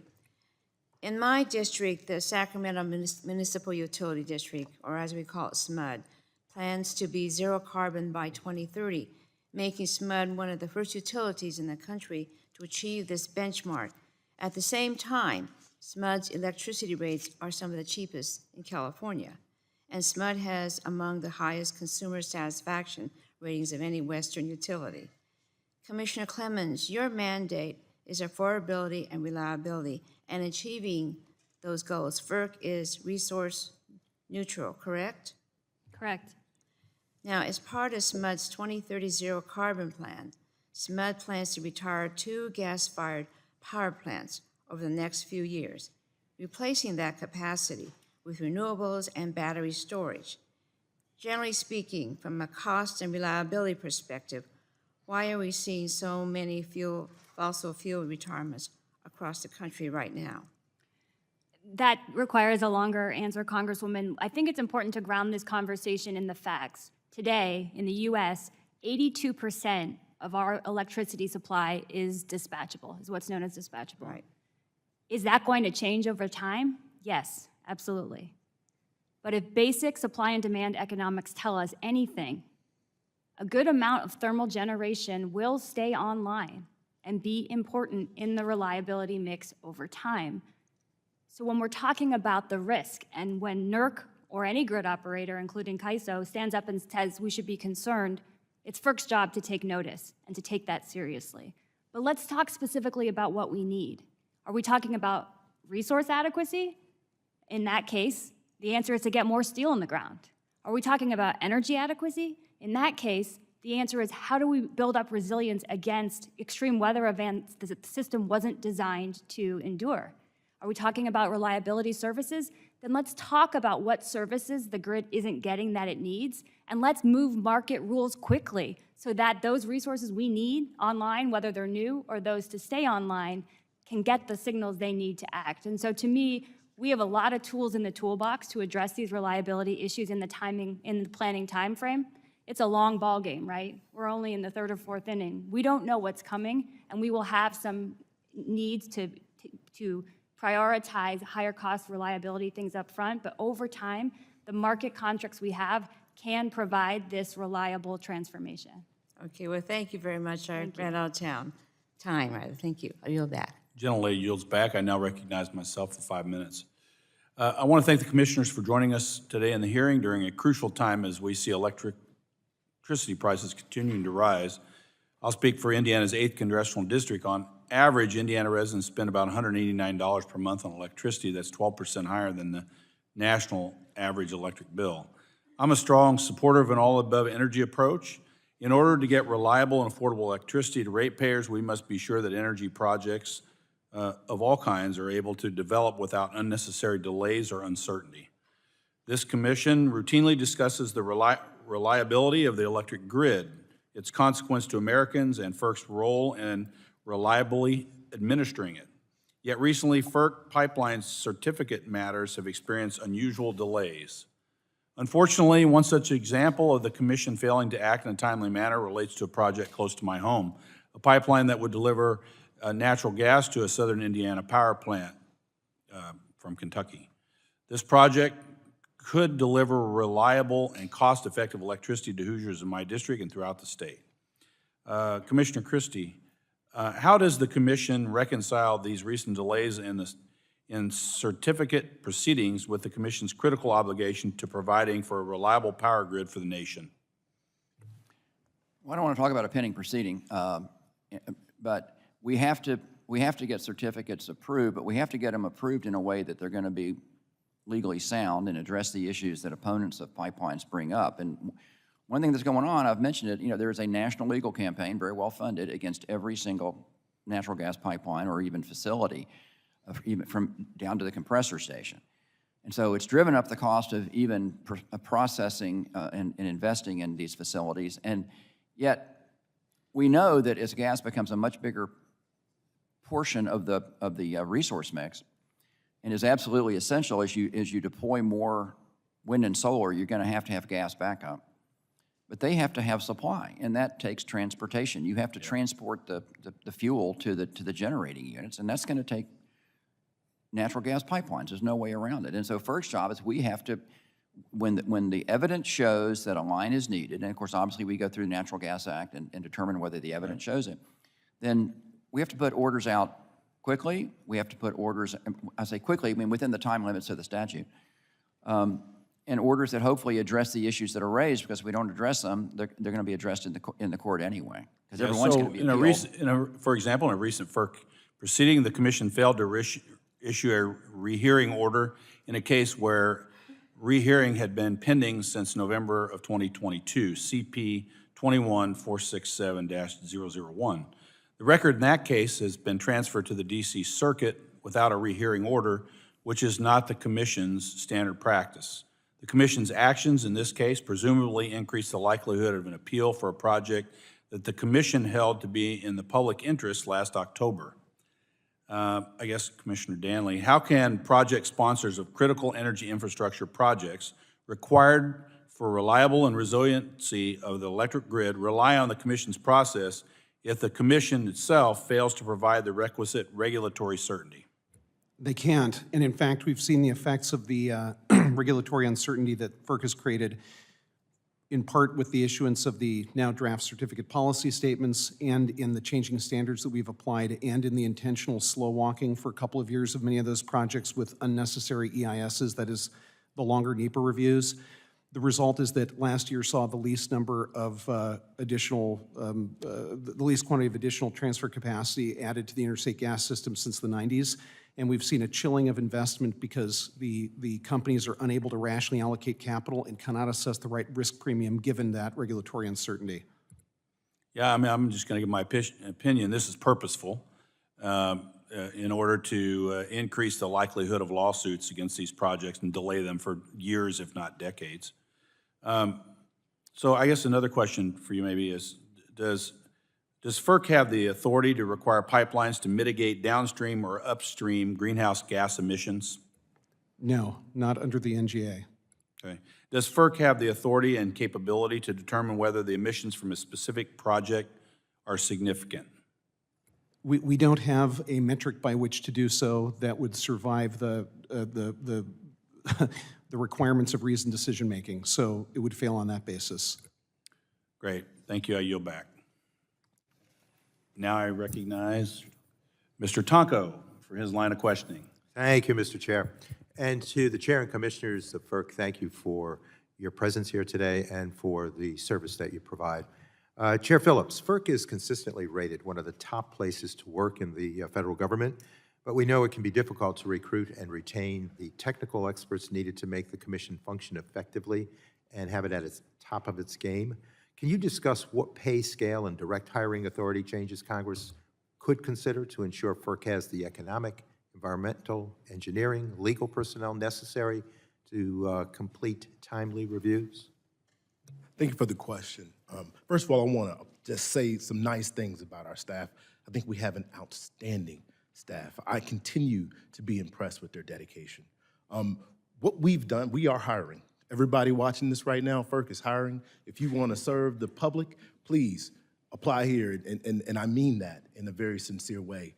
We're looking to staff up our energy projects department, our division, but what we need, we have to keep pace with industry.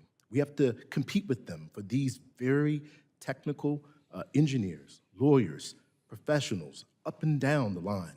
We need to make sure that we have every tool available. I would like to see our pay scale on par with other technical agencies like the SEC. That will help us work faster and get our work done better.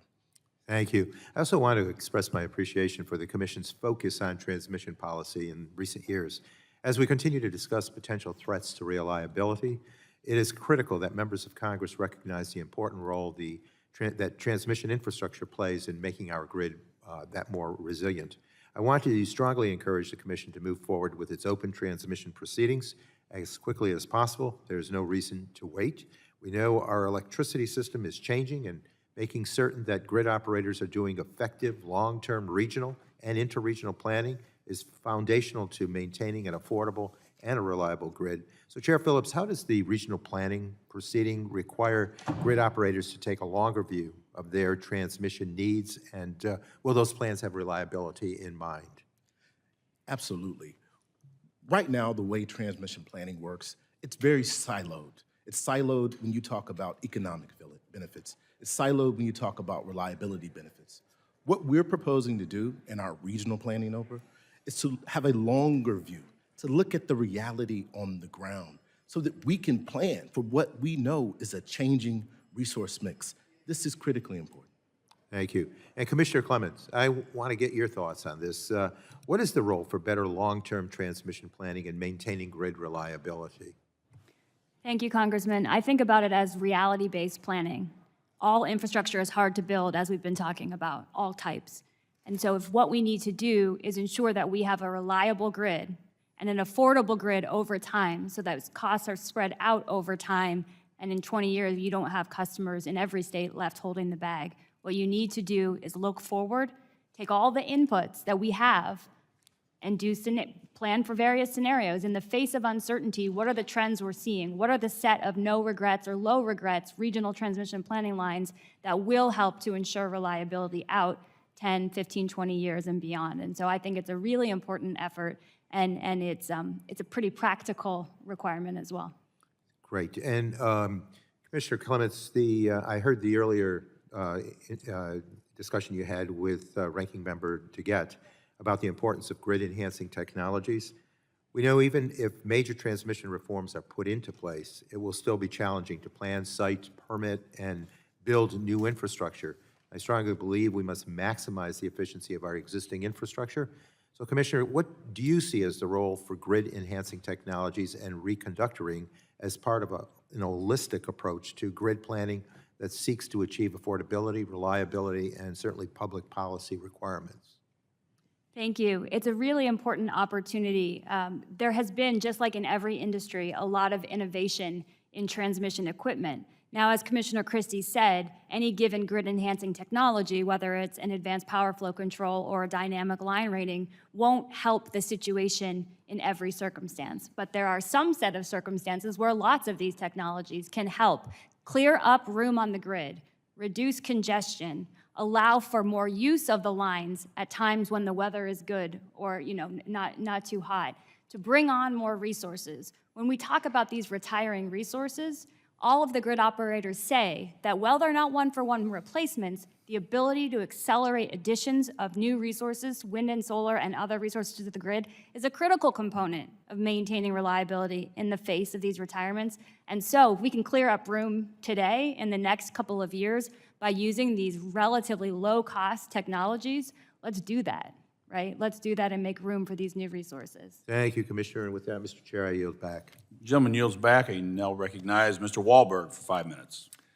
Thank you, Mr. Chair, and thanks to the Commission for being here. As Michigan acquiesces to more and more renewables, we see the loss of flexible generation, like natural gas.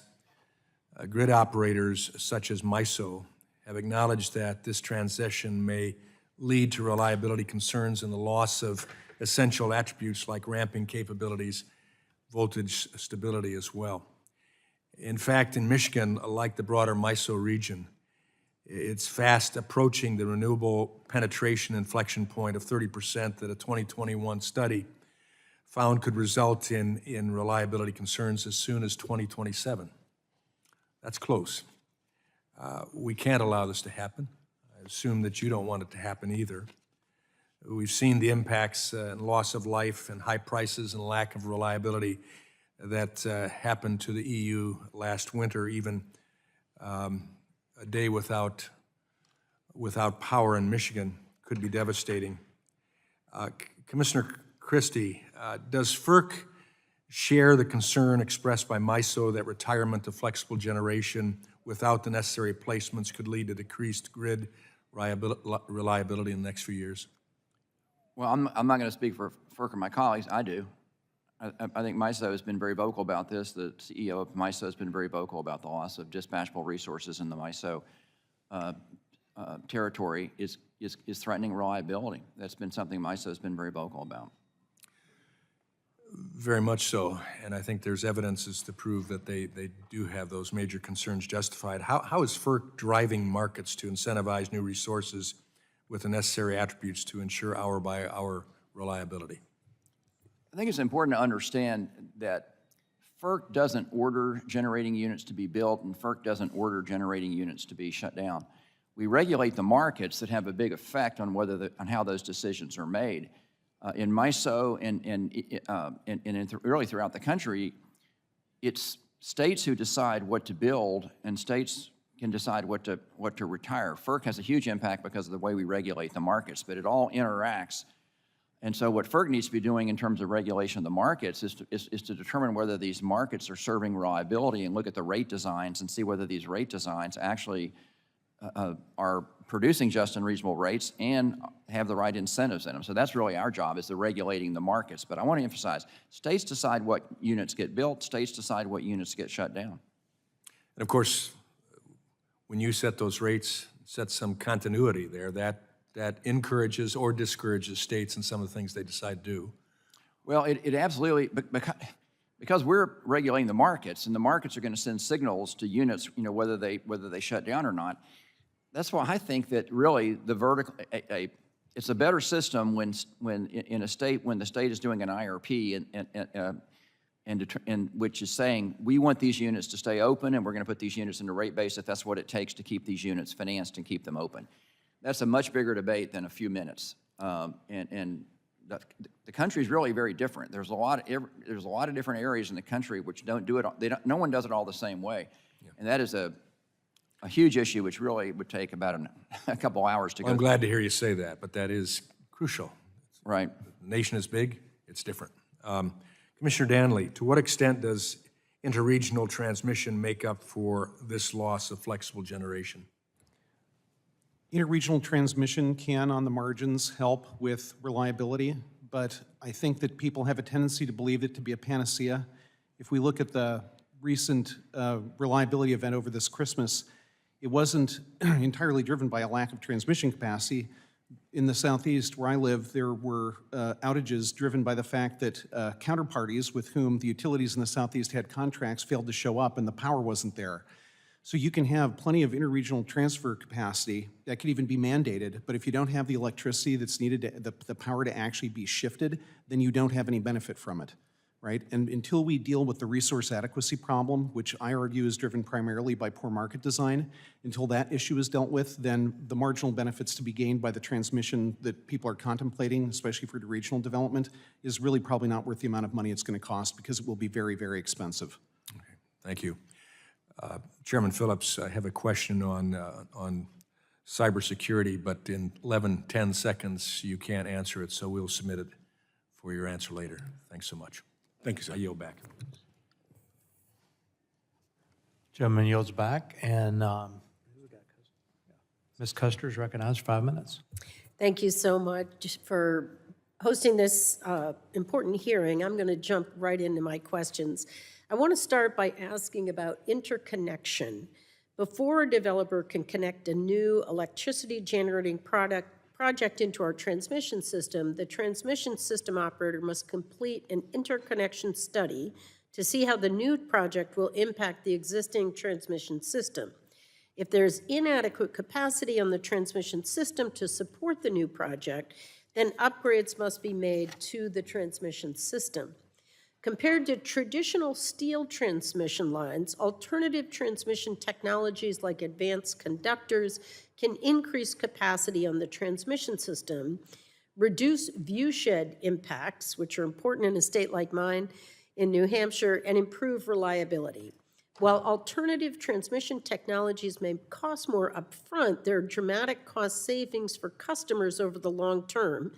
Yet transmission system operators are hesitant to evaluate alternative transmission technologies in the generator interconnection study process. Commissioner Phillips, what can FERC do to ensure that system operators and utilities incorporate alternative transmission technologies, including advanced conductors, into their interconnection study process? Thank you for the question. This is exactly one of the issues that we're addressing in several of the transmission reform NOPRs that we have ongoing right now. I believe that it's important that we consider grid-enhancing technologies, that the industry considers it, at every phase of our transmission development. At the interconnection queue phase, as you mentioned, during transmission planning, implementation, and build-out. It's critical we cannot build our way to a clean and renewable energy system. We have to take advantage of advanced reconductoring, ambient line ratings, dynamic line ratings, issues that we've taken up here at FERC to, as Commissioner Clement said, squeeze as much juice as we can out of the current system. Thank you. Next, I want to turn to grid reliability. Commissioner Phillips, I want to ask you about an esoteric but important subject, ancillary services. Ancillary services are the performance attributes an electric system needs to function reliably. I'd like to focus on the market for two important ancillary services, spinning and non-spinning reserves. Spinning reserves and non-spinning reserves are provided by energy generation resources that can quickly ramp up generation or come online to respond to changing grid conditions. One resource that does this very well without carbon emissions is hydropower. As our electric generation system moves toward more variable energy resources, it's important for system operators to ensure resources that provide spinning and non-spinning reserves remain on the electric system to manage changes in grid conditions. Despite spinning and non-spinning reserves' importance for ensuring grid reliability, the ancillary service markets that compensate generators for providing these resources provide just a fraction of the revenue in organized markets. For example, ancillary services provided just 0.5% of the revenue in the ISO New England market in 2021. To be sure, resources that provide ancillary services also participate in energy markets, and energy markets provide the bulk of revenues in organized markets. But the ancillary service market should send a signal that ensures we preserve resources that provide carbon-free ancillary services. Again, Chairman Phillips, how can FERC ensure organized markets adequately compensate resources that provide carbon-free spinning and non-spinning reserves? Thank you for the question. You're right. When you look at hydro, and there's another non-thermal spinning reserve, demand response. We've seen that come into play when there were emergencies like what we saw in California over Labor Day just last year. FERC has an ongoing proceeding. We actually, in 2021 and 2022, had technical conferences on this issue to address compensation for ancillary services. We required regions to submit a report to FERC on this issue. We're now looking at that report, looking at those reports, studying it to see what, if anything, we need to do to address compensation for these services. But I do agree, they do play a critical role for the reliability of our system. Great, thank you very much. I did have one more question on U.S. LNG exports, but given the time, we'll submit that, and I yield back. Thank you. The lady yields back, and Chair and I recognize a former Bear Bryant football player, Mr. Palmer, for 5 minutes. I always have to correct the record. I practiced for him. Thank you for holding the hearing. I have a number of questions, and one of my concerns is about the rush to renewables and how it impacts our grid security. NERC put out a report back in summer of 21 and listed the top threats to our power grid, and I think most people were surprised that it wasn't a cyber attack, that was changing the resource mix. And I just wonder how seriously, Mr. Phillips, Chairman Phillips, you guys at FERC take that. We take the reliability of our grid, Congressman, is that's job not number the one. question. The question is, do you take seriously the threat to the reliability of the grid of changing the resource mix? In other words, shifting to making this major shift to renewables? Yes, absolutely. Okay, thank you.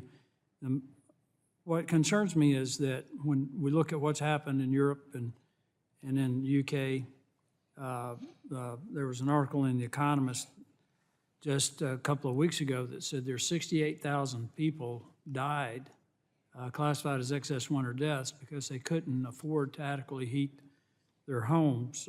Commissioner Christie, are you familiar with that? You talking about Winter Storm Uri in Texas? Is that what No, you're sir. This is what happened last winter in Europe, and it was a rather warm winter by European standards. But they estimate that 68. Are you not familiar with this? That 68,000 people died because of higher energy prices. That's. I'm familiar that in Europe they had a huge spike in energy prices following the invasion of Ukraine. Well, it wasn't just that.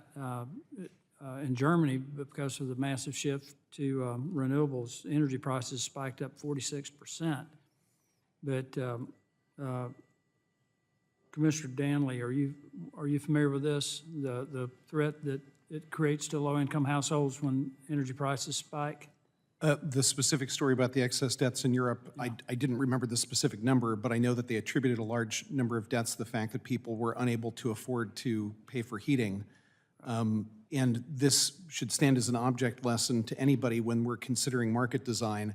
If we have markets that make it impossible for price formation to be adequate to incentivize new arrival generation, then we're going to face similar problems here. The consequences of the electric system failure are dire. Right, and it really surprises me that Commissioner Phillips and Commissioner Christie, you're not aware of this, because it is a huge problem. I mean, in the UK, it has become a scandal. This has been going on since, with the UK shifting the way they have. I think one of the reports I read that residential energy consumption has declined by 10%, not because they've become more efficient, but because they can't afford it. I would say this, I'm very familiar with European energy policy. I've been over there a lot and lectured over there. Their energy policies over the last 20 years, I think, have been bordered on just crazy. And they're paying the price in increased prices and reduced supply. And Germany in particular, we could talk about that for an hour, has been pursuing policies. They shut down all their nukes, which I think was a terrible policy decision. And what they did in Germany, they shut down their nukes, but yet they reopened coal. So it's ironic. Which is against the law in Germany, well, I think. One thing I think that's absolutely undeniable is energy prices, when they skyrocket, threatens people's, not only their comfort, but their health. Well, I want to close this out because we've got less than a minute. My point is, there's a couple of things here that should be very instructive to FERC and to the Biden administration in regard to energy policy. When prices spike, they have a disproportionately negative impact on low-income people, even to the point, and particularly people who are struggling with respiratory and cardiac issues. The other thing about it is that what Germany and the rest of Europe has learned is how devastating it can be to be reliant on an adversarial nation for something that's critical to their economy and their national security as energy. And that's where we're heading with renewables. We have the hydrocarbon resources we need to be a world superpower in energy, yet we want to make ourselves reliant on China for renewables, which will drive up costs and which are intermittent, and which I think, Mr. Chairman, will be a threat to public health. With that, I yield back.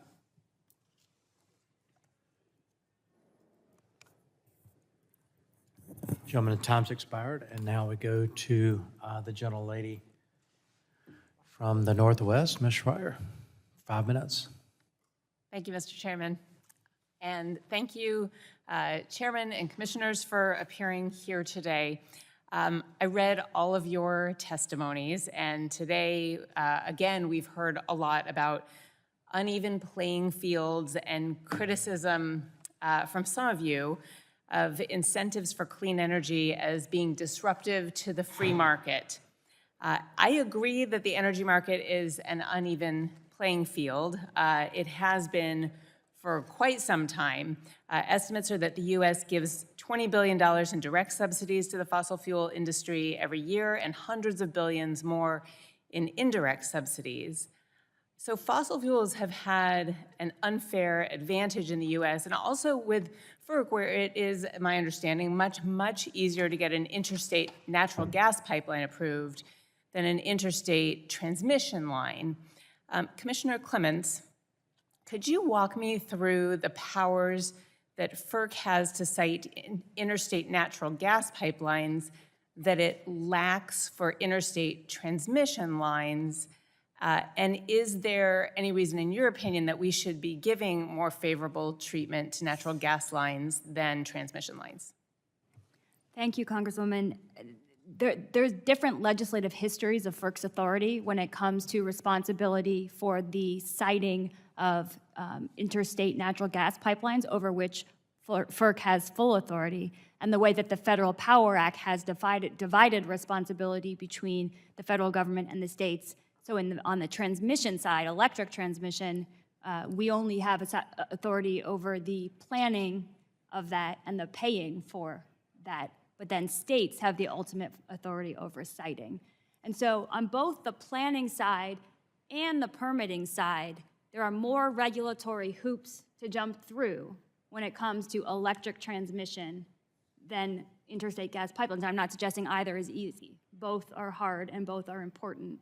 I think the one thing that we can say about electric transmission planning is that we have robust regional planning processes set up, and we have a proposal out to improve upon those processes so that when a line comes through, that rigorous analysis that happens at the regional level, we can say with confidence, the grid operators and the utilities can say with confidence, that line is going to provide benefits to customers that outweigh the costs, so let's move forward with building it.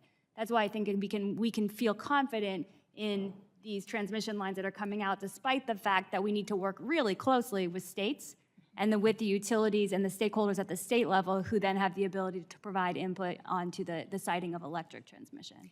Are you finding that states are generally receptive and cooperative with that? Like there is a common goal and interest, or are you getting pushback? That's a 50-part answer. But we have, one thing that I'm proud of since I've been at the commission is that we have worked closely with states. We've set up a joint task force that continues today to work with states on some of these harder issues to get at. But when you think about the interstate highway system, for example, if President Eisenhower and Congress hadn't decided to take federal action, getting those roads built would have just been up to the counties and the states, and we could hope that they would decide that those projects were beneficial. Thank you. Thanks for working with the states. I have another comment. I come from the Northwest. It's a unique region where a significant percentage of transmission is owned and operated by a federal entity that FERC does not have jurisdiction over, the Bonneville Power Administration, and this fact can present challenges for interconnecting the vast amount of new renewable generation that Washington State's Clean Energy Transformation Act is spurring. And FERC's recent notice of proposed rulemaking on generation interconnection would require significant coordination among agencies whose transmission systems could be affected by these kinds of interconnections, large wind farm, solar farm, for example. Again, Commissioner Clements, can you talk about how FERC, and you only have about 30 seconds, how FERC's planning to ensure that this coordination is going to ensure, even though you don't have jurisdiction over Bonneville? Thank you. There's regional differences akin to Bonneville around the country. What the commission has done is put forward a proposal that gets at some of the nuts and bolts reforms required to fix the long interconnection lines for generating resources to hook up. As we have put out this proposal, we know that even if we pass this final rule or finalize a rule in some form, there will be more to do. That includes the impact, in some cases, of proposed new generation hookups on affected systems around it. And it's one of the things that we really need to commit ourselves to continuing to move forward on should we finalize the proposal that we have before us today. Thank you. I yield back. Chair lady's expired. I'll now go to the vice chair of the committee. Mr. Curtis, 5 minutes. Thank you, Mr. Chair. I'd like to kind of change all of our paradigms for a minute from a national grid and pull you down to a very, very local level, municipal power. My power that I receive from my hometown is a municipal power city. They're part of a larger organization called UMPA, Utah Municipal Power Authority. I had an opportunity to actually chair that commission for a number of years, and so I'm very sympathetic to these municipal powers and the way they operate. And I actually had the responsibility to, as mayor of my city, to stand in front of my residents and introduce a rate increase, the first one in 20 years. I'm telling you, you talk about price sensitivity, that was a big deal. I'm also very sympathetic to, let's say, a municipality that's municipal power that has a new transmission line, passing those rates on sometimes to a city with just a few thousand people in it. You can see the disproportionate impact that might happen in a small municipal power agency like that. Last fall, FERC, oh, by the way, the first time I heard the name FERC, I was in this role, and you might imagine it wasn't spoken with kindness. Nothing personal, I'm sure all of you were not part of FERC at the time. But last fall, you invited comments on fixing the current queue problems for applying to interconnect new generation facilities to the grid. The current practice to interconnect a new generation facility, if it's wind, solar, geothermal, or natural gas, requires that all the stakeholders submit an application to the grid operator to be studied. The interconnection request is placed into a study queue managed by the grid operator.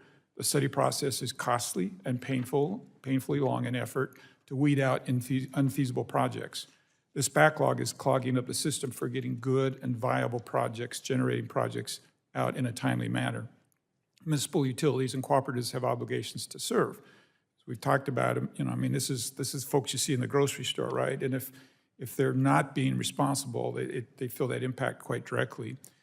However, if UMPA, Utah Municipal Power Authority, selected the best solar or wind project through an RFP and negotiations or wanted to develop the site themselves, they'd be delayed by the current backlog for the transmission queue system. So, Commissioner Christie, you mentioned, I'm going to loosely quote you, these aren't your exact words, I'm going to paraphrase, we are losing dispatchable resources at a pace that we can't sustain. Given that, is there any consideration from FERC to filtering these applications by either quality of applicant or quality of project? So, hypothetically, you've got 100 solar projects out here, and you've got one that's dispatchable, that's getting clogged up with all of these, and the applicant might be somebody like UMPA that knows the process, is very good, it's got it exactly nailed down, versus somebody who's never applied before. Is there any thought that you could actually build a filter in that would prioritize quality of applicant or quality of project? Well, I mean, I think that's the advantage in a non-RTO vertically integrated environment where the state is determining what resource mix they want and what type of resources they want. In the markets, no, we can't say build this and don't build that. That's just not FERC's role. FERC regulates the markets for just and reasonable rates, and we have to determine, like in the interconnection queue regulation, again, it's all about getting just and reasonable rates and not being unduly discriminatory. So if you want to prioritize, if you want to pick certain resources over others, it's really much more suited for a vertically integrated state-regulated model than it is for an RTO model. So, Chairman, can you, would you be willing to look specifically into this queue in Utah, take a look at the comments that were submitted to FERC last fall at your request, and see if there's anything that FERC can do to move this queue along or to prioritize the better projects for the grid? Yes, sir. In fact, we received some comments on our interconnection queue reform, NOPR. What we're trying to do is get some of these speculative projects out of the queue so that we can move forward with projects that are actually ready to go. We're moving from a serial first come, first serve approach to a more clustered first ready, first serve approach. That's exactly the type of policy I think that can help with the issue that you're talking about. Yeah, and as I understand it, that's what my folks are concerned about, is you may have a project that's just not viable, or the builder is not viable, and that's getting the same priority as a dispatchable, reliable project from somebody who knows exactly what they're doing. So I'd love you to look into that, and I'm out of my time. Thank you all for your service. Gentlemen, time's expired. Now go to the Sunshine State. Ms. Castor, 5 minutes. Well, thank you, Mr. Chairman, and thank you to the FERC commissioners. You all have a very important role ensuring a safe, reliable, and efficient electrical grid. And this is an exciting time as we put all of the historic investments of the Infrastructure Investment and Jobs Act and the Inflation Reduction Act to work already. We've seen, according to reports, over 140,000 jobs created, over $240 billion of private sector dollars invested across the country, with much more to come. But in order to fully realize the benefits and our potential, what you all are doing is absolutely critical on transmission reforms, on public participation, environmental justice, and more. I was very heartened to see your emphasis on environmental justice and what has been going on at FERC on this. In fact, Chair Phillips, I like the way you put it. You say we need to do all that we reasonably can do to ensure that environmental justice communities affected by the Commission's decision do not bear too great a share of the burdens or too small a share of the benefits that new energy infrastructure can provide. And Commissioner Clements, you've also emphasized this and worked hard on it. How does FERC consider the burdens and benefits as electrical transmission proceeds, and how do you consider it in your decision-making process? Thank you, Congresswoman. FERC has authority under the Natural Gas Act and under the Federal Power Act, and it's different in each case. When we are considering project proposals under the Natural Gas Act, the law tells us that under the Natural Gas Act and under NEPA, and the courts have affirmed that the Commission has a responsibility to consider environmental factors. We also have CEQ guidance that speaks to, and executive orders that speak to specific treatment of environmental justice communities. And so when I go in to do my own public interest determination, which we have to all speak to ourselves, I believe it's imperative that we follow the responsibilities in the statute and as interpreted by the courts very clearly to consider environmental factors. Thank you. And it's been heartening to hear so many of my colleagues talk about the traffic jams on the grid, the problems with interconnection queues. As I learned a lot chairing the House Select Committee on the Climate Crisis, and we led a bicameral letter encouraging FERC to act. I filed a bill, the Efficient Grid Interconnection Act, to encourage FERC to do proactive planning on transmission to connect anticipated future generation. Also encourage you to consider the multiple benefits of a proposed project and ensure the cost allocation project accounts for the widespread benefits for consumers. You've also highlighted this, Mr. Chairman, as one of your priorities. With the rulemaking, what's the time frame? So we're working as fast as we can, our staff. In the near term, our immediate focus is on interconnection queue reform. I do believe that is probably the biggest bang for our buck, something that we can do immediately to help unlock the bottleneck that we see right now, getting new resources onto the grid. We continue to work on the other reforms as well. My hope is that within the next 12 to 24 months, we will have all of these reforms landed and helping bring new transmission. Why 12 to 24 months? So it takes— 2 years is a long time. It has to run its course. So everything is changing in our industry. And we have to make sure that we get this right. Okay. If we get it wrong, it will set back everything that we're doing. Okay. That's why it takes the time. Thank you very much. I'm also very concerned with the number of scandals we've seen across the country and just overtly concerned about, or overtly concerned about ratepayer money possibly being used for unauthorized purposes, for politics. For example, in Florida, FP&L was involved in election interference. In Ohio, massive scandals. Illinois. Commissioner Clements, are utilities allowed to use ratepayer monies to lobby or for political purposes? They are not. We have a uniform system of accounting that requires what types of expenses that utilities can put in what box. We have put forward a proposal to, a notice of inquiry to look at this type of spending. Is anything happening on that notice of inquiry?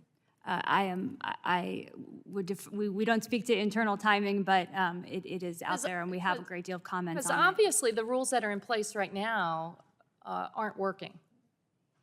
Do you agree the guardrails can be improved? Yes, I absolutely believe that it's an important duty of this commission to protect customers, and part of protecting customers is ensuring that utilities are spending money appropriately per our system of accounts. Absolutely. Thank you very much. Young lady's time's expired. I'll go to another leader on energy, Dr. Burgess, for 5 minutes. And I thank the chair. Commissioner Danley, let me just ask you a question and I apologize for not being here. We've got multiple things going on at the same time as we typically do. All of them are important, and of course, this is extremely important. But Commissioner Danley, in your written statement, dealing with the issue about the possibility of a looming reliability crisis, you make the statement, as an engineering matter, there is no substitute for reliable dispatchable generation. Intermittent renewable sources like wind and solar are simply incapable by themselves of ensuring stability of the bulk electric system. So I guess the lesson for us as policymakers is you can't legislate physics. It actually, physics is the law. We just try to administer it. Can you speak to the distortion of the wholesale electricity markets because of what has happened with subsidization of the less reliable renewable markets? Certainly. So in the ISOs and RTOs, the FERC jurisdictional markets, the subsidies have effectively allowed intermittents to bid into the capacity markets at a price of zero. That bid of zero sends the price signal that that electricity, that power is free, which of course it isn't, and it depresses the prices for the entire market such that those units that have to bid in their actual costs are not going to clear the market and they will not get a capacity award. The result of that is premature retirement, and the dispatchable resources, the ones that have things like fuel costs, right? Regardless of what that fuel is, if you have a fuel cost, you have to bid in your actual cost. They are pushed out of the market before their useful life is over, and the intermittents will end up making up a larger percentage of the fleet going forward. So the problem thereby compounds and becomes even more pronounced as you increase the component that is brought by the renewables. And the longer these subsidies have their effect, the more this happens with each successive auction. And I mentioned earlier, but I'll say again, that we have proof of the effect of these subsidies in the actual numbers from the market. PJM has recently said that we're facing imminent resource adequacy scarcity, or scarcity of resources, and yet in the last procurement auction, the capacity prices dropped. And during times of scarcity, if a market functions correctly, obviously the prices should go up. This is proof that the subsidies are working ill in the markets right now. Well, I just don't think it can be overstated. They can bring their product to market with essentially a zero cost, but that's not true. I mean, the dollars have been expended in the subsidies that have been provided in various pieces of federal legislation that have come forward. Is that not correct? Of course it is. And in fact, if we look at the system as it's developing right now based on public policy and FERC's promulgations, we have something even worse than that, which is the active contemplation of the socialization of cost of transmission to get many of those subsidized renewables power to the markets, and thus the taxpayer is going to suffer a double insult and injury. They are taxed for the subsidies that distort the markets, and then if these issuances by FERC actually go forward, they're going to have the pleasure as ratepayers for paying so that the speculators and project developers, the asset managers, are going to be able to actually realize their revenue streams. But in fact, the electricity future cannot exist if there's no place to plug it in. So that is going to happen, is it not? I mean, all the EVs, all the charging stations that are contemplated, they do have to have some place to plug in. Certainly, but more importantly, there has to be generation of the right type to keep the system stable. Every theoretical future that people talk about depends upon actually having a stable bulk electric system, which requires dispatchable, reliable power. And the way that we get that in our markets, or at least we're supposed to, is by having price signals that incentivize either the retention or the arrival of new assets as needed. And that's not happening, and it is eventually going to come home to roost, this problem. I could not agree with you more, and I just frankly do not understand why we're willing to give that up. Thank you, Mr. Chairman. In the interest of time, I'll yield back. Gentleman yields back. I now go to Maryland and Mr. Sarbanes for 5 minutes. Thanks very much, Mr. Chairman. Thank you all for being here. So I'm a novice on this stuff. I'm trying to understand this balance that needs to be struck during a transition period between maintaining a certain capacity of dispatchable resources and introducing more renewable but intermittent resources into the mix. I do think there's some fear-mongering going on, though, about the dispatchable resources and giving up through, premature retirement of those resources, something that, we have to hold on to for dear life. So I'm trying to navigate that conversation. Earlier this year, PJM, which is the electricity market in which Maryland sits, as you know, flagged that roughly 40 gigawatts of generation capacity was at risk of retirement by 2030.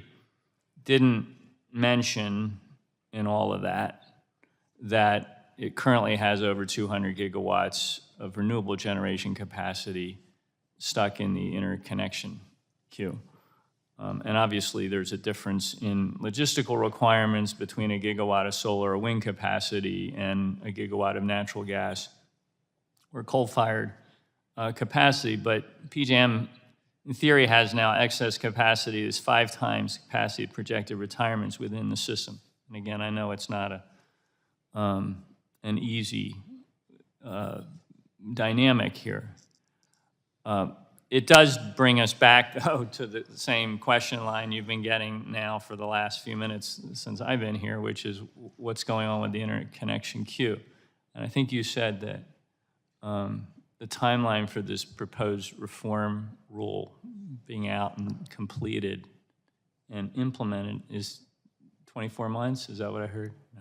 So for interconnection queue reform, Yeah. we're looking to move a lot faster than that. I can't talk about specific timelines. Okay. It's my hope that within the coming months, we'll have a final rule to act on. And in the meantime, are the RTOs effectively just stopped and waiting for that reform to come out, or are they able to proceed? And how much, I don't mean that they're not taking applications and processing them. I mean, in terms of looking for any opportunity to expedite or sort the applications coming in, do they have some tools at their disposal to do that even as this rule is pending? You make an excellent point. I think just FERC taking action on the proposed rule, we've seen different regions throughout the country implement their own reforms regarding interconnection queue reform. And we've acted on some of those. And I think that we're going to see the benefits of this. It is a region by region issue. Flexibility is important. What works in the Southeast may not work in the Northeast. What works in the West may not work in the Midwest. We want to make sure that we recognize the nuances of the different regions as we move forward. That's good. So there's kind of an iterative feedback loop going on in this process, which is helping to move the whole enterprise forward.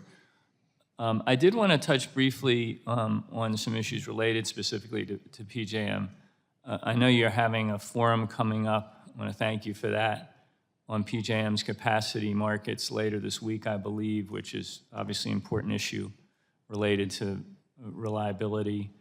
I was troubled to hear, though, that FERC's, this forum that you're putting together, doesn't have any representation from the clean energy industry, which, as we just mentioned, is dominating the majority of the interconnection queue right now.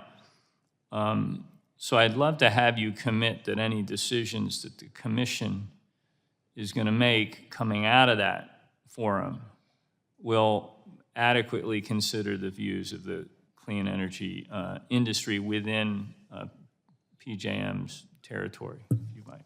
We are absolutely focused on including voices of all stakeholders. In fact, just 2 days ago, we added a new panelist to the PJM forum, Abigail Hopper from SIA, who will represent the voices that you mentioned. So Thank you very much. I appreciate it. You'll back. Gentlemen's time's expired. Now go to, I believe, Ms. Lesko for 5 minutes. Thank you, Mr. Chairman, and thank you all for being here and also doing your job. I mean, it's absolutely important, as you know, to keep our lights on. This first question is for Commissioners Danley and Christie. On June 1st, 2023, the CEO of the North American Energy Reliability Corporation, Jim Robb, testified before the Senate and plainly said, I quote, "Conventional generation is retiring at an unprecedented rate. North American Electric Reliability Corporation is concerned that the pace of change is overtaking the reliability needs of the system. Unless reliability and resilience are appropriately prioritized, current trends indicate the potential for more frequent and more serious long-duration reliability disruptions, including the possibility of national consequence events." I'm actually working on legislation to address this issue, so your input is helpful to me. Some of you on NERC also pointed out that the retirement of existing firm power generation and the lack of new firm generation to replace it is the concern. Commissioners Danley and Christie, besides transmission, what new authorities, if any, does FERC require to establish reliability markets for each ISO or RTO and to address grid reliability in general? And I guess first to you, Mr. Danley. I would argue that we don't need any new authorities, that what we need to do is not ignore the obligations we already have to ensure that rates are just and reasonable. And as long as we violate certain basic legal principles, like the requirements of our statute that they be J&R rates, or that if we ignore the filed rate doctrine and do things like go back and retroactively change the results of a procurement auction because we didn't like the outcome, as long as we keep doing that, you're not going to have a reliable system and have ensured resource adequacy. What we need to do is have fidelity to our statutes. Thank you. And Commissioner Christie. I just want to say one thing, in alluding to your mention about NERC speaking in the Senate Energy Committee. We just heard about there's an accusation, there's fear-mongering going on with those of us expressing concerns about loss of dispatchable resources. I don't think the head of NERC is fear-mongering when he repeatedly says that this is a coming danger. I don't think the head of PJM is fear-mongering when he has said we're losing dispatchable resources at a rate we cannot sustain. I don't think the head of MISO is fear-mongering when he says we're losing dispatchable resources at a rate we can't sustain. I don't think it's fear-mongering when the head of New York ISO last week said the same thing. I think we need to listen to the engineers, not the lobbyists, and I think we need to be doing what's right for ratepayers and not political narratives. We're losing dispatchable resources. All the experts are saying, who know how to operate a system, the people who actually know how to operate a system, are saying this is a huge incoming problem, and I think we ought to be listening to them. Thank you. My second question is for Chairman Phillips. In June 2021, FERC established a rule, I guess you'd call it, and it allowed California basically to steal energy that was contractually obligated for Arizona. And so I sent a letter to FERC about it saying, I don't think this is fair. But now there's another concern, and it's concern because Arizona stakeholders felt that the law was violated in that respect, and so now there's a concern related to the current Western Area Power Administration, WAPA, negotiations about joining the Southwest Power Pool RTO. In Section 1232D of the Energy Policy Act of 2005, Congress expressly prohibited the Commission from exercising any authority over the electric generation assets, electric capacity, or energy of the federal utility that the federal utility is authorized by law to market, or the power sales activities of the federal utility. Chairman Phillips, in the event that WAPA joins a regional transmission organization, will the Commission refrain from exercising authority over WAPA as stakeholders in Arizona believe is required by law? Thank you. I am aware of the negotiations that's going on in the West and the issue that you raised with WAPA joining the pool. I have to take a careful look at the facts and circumstances that you talk about to see what exactly our rules require what our obligations are. But I absolutely commit to taking a look at that and working with you and your staff to get a response to that question. Thank you, and my time has expired, and I yield back. Julie yields back. I'll now go to California to Mr. Cardenas for 5 minutes. Thank you, Mr. Chairman and Ranking Member, for having this important hearing. I appreciate the FERC commissioners for being here today and sharing some time with us and enlightening the public about what may or may not be going on out there. Last Congress, we successfully passed 3 significant energy-related laws, and in the years to come, these laws will transform the electricity sector of our country. In fact, the investments made in the bipartisan infrastructure law and the Inflation Reduction Act have already started to propel our nation toward a cleaner energy economy. These laws also took long overdue actionable steps to advance environmental justice. FERC has unique authority over the energy infrastructure in this country, and as we build out clean energy, it's vital that the Commission similarly prioritize environmental justice in its decision-making processes. I'd like to talk about the role of environmental justice in making determinations for authorizations of natural gas pipelines and LNG facilities under the Natural Gas Act. Commissioner Clements, can you speak about the role environmental justice considerations play when the Commission is making determinations about if individual applicants satisfy the criteria for certificates or authorizations under the Natural Gas Act? Thank you, Congressman. As part of our NEPA review for any application for certification of an interstate natural gas pipeline, the Commission does consider environmental justice impacts. We've had a difference of opinion sometimes about whether that consideration has been sufficient, but that is the place where that consideration comes in as part of making our determination under the Natural Gas Act. I think it's a legal requirement, and therefore, if we cut corners and don't fully consider the communities impacted by our decisions, what we do is we add months, if not years, on to the end of those processes because of the litigation risk involved. It also makes our decisions better when we think about the impacts, our public interest determinations, about the impacts on the communities impacted by those decisions. Now, when you say impacts on the communities, you're talking about the impacts of human beings, children, men, women, elderly? That's right, any environmental justice community or otherwise disadvantaged community. Thank you very much. Chairman Phillips, to my knowledge, FERC has never withheld certification or authorization for a pipeline or LNG facility on environmental justice grounds. Can you expand upon the criteria that would have to be satisfied for the Commission to withhold or deny approval to a project on environmental justice grounds?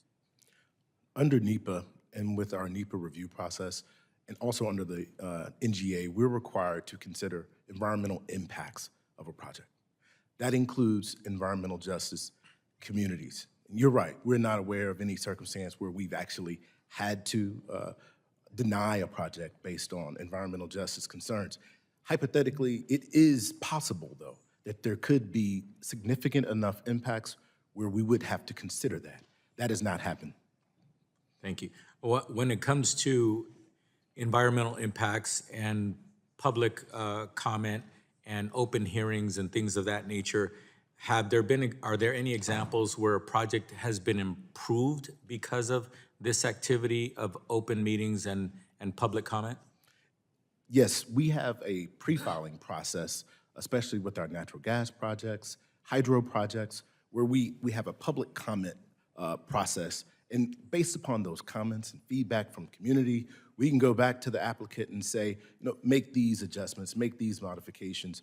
It absolutely helps a better applicant, a better application from the applicant, as well as a better decision from the Commission. Good, thank you. In FERC's fiscal year 2024 budget request, the Commission indicated it was interested in supporting intervenor funding through the Office of Public Participation. Commissioner Clements, can you discuss the importance of intervenor funding? Specifically, how will it allow FERC to hear from communities traditionally sometimes excluded from its proceedings? Thank you, Congressman. We do not currently have an intervenor funding program. What we have done as we set up the Office of Public Participation is invited representatives of states that have set up intervention funder programs, including California, to take lessons learned and figure out how we might approach this. I'd certainly defer to the chairman on further consideration of that opportunity at the commission. When somebody is making a comment and they have the opportunity to hire experts in the field or attorneys who have tremendous experience in this, does it help that community have representation and involvement in the process? Absolutely. If we don't have that evidence or that perspective in the record, we cannot consider it in our decision-making. Thank you so much. My time having been expired, I yield back. Chairman yields back. I'll now go to the Crossroads of America. Mr. Pence for 5 minutes. Thank you, Mr. Chairman. And thank you all for being here today. I really appreciate my colleagues' comments just now. Our grid is on an unsustainable path. As a few of you have mentioned today, last summer in the state of Indiana, we had to fire up a coal plant that had been, I call it mothballed. That's not a technical term. That's because we didn't have enough electricity. And that's not even the growth. We have lots of windmills and lots of solar panels. That's not even the growth of the electrification of the transportation industry yet. Unfortunately, decisions affecting electricity markets and their impact on our grid are not overnight decisions. These affect long-term investments and could take years to be fully realized, as you've mentioned.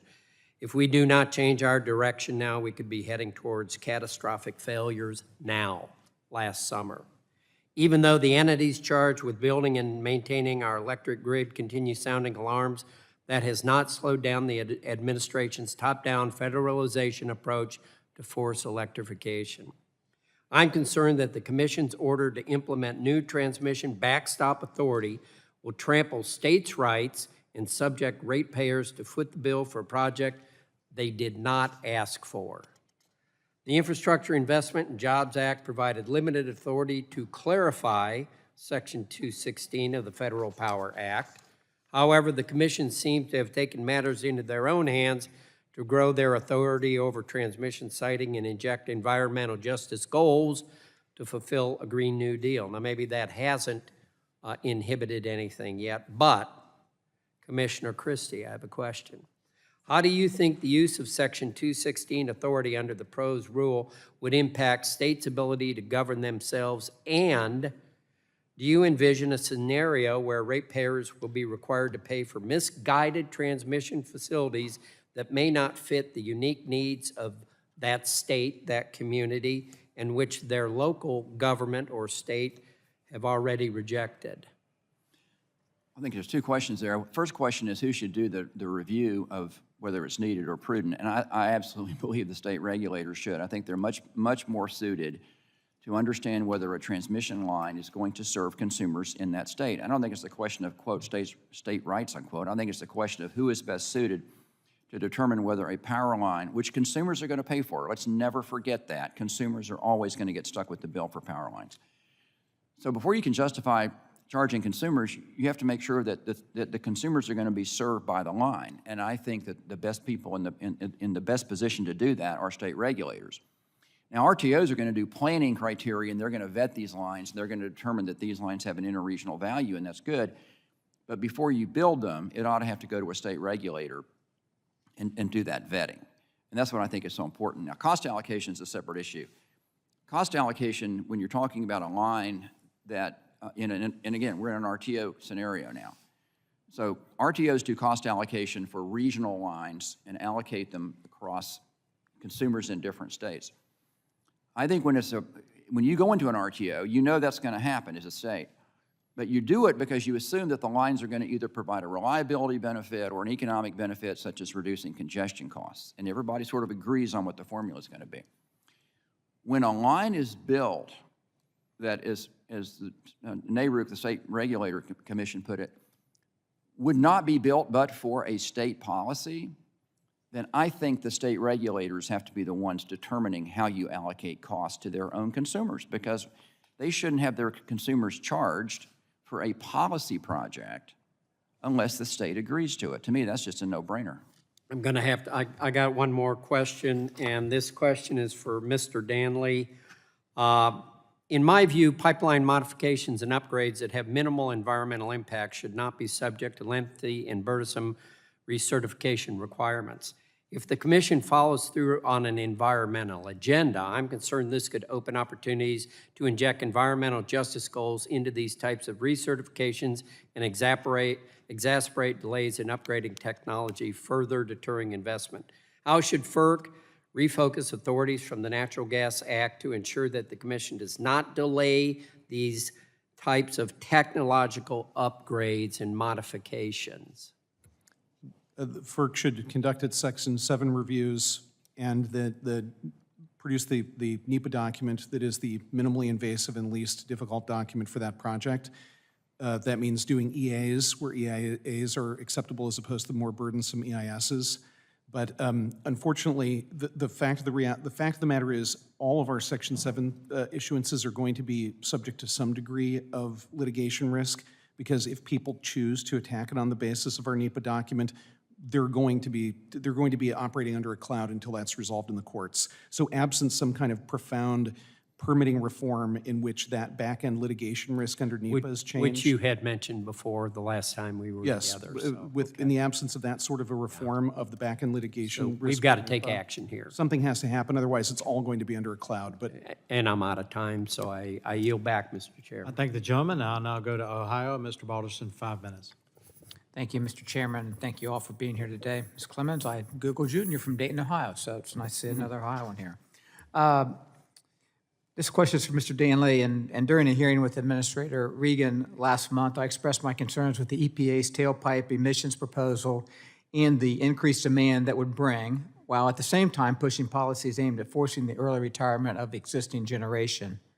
PJM, NERC, and others raised alarm bells on reliability well before the EPA's latest proposal on fossil fuel-fired power plants was released. Just last week, New York's grid operator expressed grave concerns on declining reliability margins across the state. If these rules are finalized, can you discuss the consequences they could have on reliability and ultimately what this means for our constituents?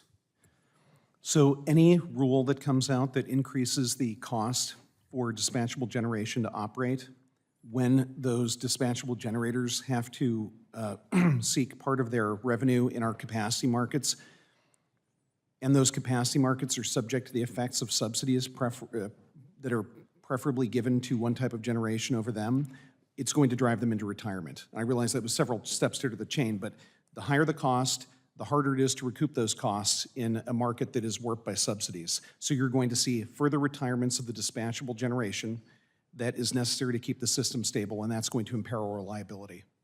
Thank you. Follow-up, Mr. Danley. Do you think this administration is seriously considering grid reliability and listening to concerns from grid operators and energy producers when developing these policies? I have no idea who was consulted in that process. I didn't participate in that docket, so I would be reticent to say. Yes, sir. Thank you.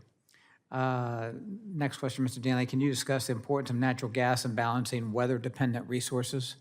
Oh, certainly. So as you have greater penetration of intermittent resources like wind and solar, somewhat counterintuitively, you actually require a greater quantity of natural gas transmission. The reason being, when both wind and solar go offline, which they inevitably will at certain times of the day and during certain conditions, you need to back up that entire number of megawatts with something immediately dispatchable, and that has become natural gas. In fact, in the case of New England, the total quantity of natural gas transmission capacity they're going to need going forward if their state policies are implemented is going to have to increase drastically, just as an example of that. Okay, thank you. My next question was for Mr. Danley or Mr. Christie, but I'm going to go to you, Mr. Christie, since I've spoken with Mr. Danley a couple of times. Commissioner, you've said in terms of capacity value, 1 nameplate megawatt of wind or solar is not equal to 1 nameplate megawatt of gas, coal, or nuclear. And even if every unit waiting in the PJM queue was interconnected, it would not solve the reliability problem caused by rapid loss of dispatchable generation. You touched on this a little with my colleague from Ohio, Mr. Johnson, but why is that? And can you expand on the inherent issues with weather-dependent resources? So PJM right now has told us that they're looking at the loss of about 40 gigawatts of generating capacity in the next 5 years. And I've also been told by the market monitor it's really closer to 50 gigawatts. So whether it's 40 gigawatts or whether it's even worse at 50 gigawatts. So you lose that generating capacity, most of which is dispatchable. So in the queue, if you clear the whole queue, you don't, 90% of the queue is wind, solar, or battery. And so since 1 megawatt of, in terms of capacity value, a rated capacity, let's say, of 100 megawatts on a generator, but it's wind, it's not 100 megawatts that's going to run 24/7, 365. It's going to run intermittently. And so valuing capacity is one of the big challenges that RTOs do. Nuclear is going to run 90% plus of the time. Gas, combined cycle gas has a capacity factor of north of 90% as well. It runs all the time. So when you look at what your resources are in the future, if you lose 40 to 50 gigawatts of dispatchable resources, and you're putting on an equal number of megawatts of wind or solar, you just aren't getting the same capacity value. Now, there are other ways to make up the gap. You have to make up the gap. And so how you make up that gap is the big challenge that the RTOs face. But that is the problem, and it's arithmetic. It's, you know, you're just not replacing the resources that you're losing. Thank you very much. Mr. Chairman, I yield back. Thank you. I thank the gentleman. Now go to gentleman from Augusta, Georgia, home of Vogtle Nuclear Power Plant, Mr. Allen, for 5 minutes. Thank you, Mr. Chairman, and you know, this important hearing with our Federal Energy Regulatory Commission. Thank you for being here today. Ensuring reliable, affordable energy is critical to the mission it's critical to your mission. So I'm glad to have this opportunity to discuss some impacts in my home state of Georgia. My district is home to the first new nuclear units being built in the U.S. in more than 3 decades. The Vogtle project has created thousands of jobs and will provide long-term, reliable, and affordable power to Georgians. The Georgia Public Service Commission had the ability to approve a project like this, a project that will change the energy landscape in our state and country. Because Georgia's energy regulatory structure values reliability and holds utilities accountable for keeping the lights on. Commissioner Christie, should all states and markets be focused on building and investing in reliable assets like nuclear plants? Well, your state is a vertically integrated, state-regulated state, and so those decisions are made by the state regulator, the PSC. In RTO states, it's not that simple. In RTO states, especially if they've what's called deregulated, and PJM is a good example, then they're going to have to seek their reliability resources in what we call the capacity market. And we have a lot of problems in the capacity markets right now, a lot of problems, is whether they are delivering the incentives to get the resources built that actually are necessary for reliability. So I think every state ultimately has to determine what is the best way for it to achieve resource adequacy. Georgia does it in a vertically integrated, state-regulated model where units are built in rate base, and so they're not worried about capacity markets and their assurance of getting financing. Have y'all looked at the impact of states that are vertically integrated versus those states that are dealing with this situation and are actually shutting down certain gas, coal, nuclear power, and obviously their citizens are already experiencing brownouts in difficult weather situations? I mean, so what's the impact going to be state to state if some states allow this to happen? You know, I think every state's got to decide how they want to serve their consumers. I think that the vertically integrated, state-regulated model has worked very well, and I think if you look at the RTO versus non-RTO states and the data, the rates are actually lower in non-RTO states than they are in RTO states. Now, there's outliers both places, okay? But overall, the rates are lower in non-RTO states than in RTO states. But it's really, ultimately, the states have got to ask themselves, looking at the various, and there's a lot of different models around the country. There's RTOs that have capacity markets like PJM. There's RTO that does not have a capacity market. SPP is the example. So states have really got to step up and ask themselves, what's the best model for us? And I don't think FERC ought to be telling them what they ought to do. I think states have got to decide what's the best model for us. And you certainly got a whole wide array across the country that you can choose from. I think states ought to be looking at the different models. I think Georgia's model, frankly, is a very good one. I think they ought to stick with it. Right. But that's the decision for Georgia to make. Well, but the public needs to understand the repercussions of some of the, what some of these states are deciding, is particularly residents in those states. And let me ask you this, the reliability risk, if we stop building assets like natural gas and nuclear generation and try to transition too quickly to renewable energy, which is what we're seeing right now, if you look down the road, where are we going to be? As I said at the very beginning of this, I think if we continue to lose dispatchable resources, I think we're going to be in a catastrophic situation with loss of power and outages, and those are, you know, a week-long outage such as we saw in Texas and during Winter Storm Uri is catastrophic. There's no other word for it. People die. They freeze to death. And we don't want that in the United States of America, and I think we've got to have the resources to make sure that we don't suffer that kind of catastrophic outcomes. Well, thank you for that. And you did write a letter, we wrote a letter. In a letter you wrote back to Chairwoman Rogers and Chairman Duncan in May of 2023, while no regulatory construct is perfect, all have their flaws. I believe that on balance, the state-regulated integrated resource plan construct is the most effective in dealing with consumer costs and that sort of thing. And you obviously still believe that that's the best way to go, is the state integrated system. If I was in a state and somebody asked me, how would you do it, I was how I would do it. I think that model served the United States for a long, long time to give us one of the best and most enviable power systems in the world. The whole RTO system, we could talk about this for hours, the whole RTO system really is rooted in what was called deregulation in the late 90s and early 2000s. And I think there's been a lot of flaws that have been exposed in that. But even that, they're different models. I mean, my state, Virginia, we went into an RTO, but we kept the vertically integrated state-regulated model. So we were sort of half in, half out, you could put it that way. But I'm glad we kept the model we kept. Right.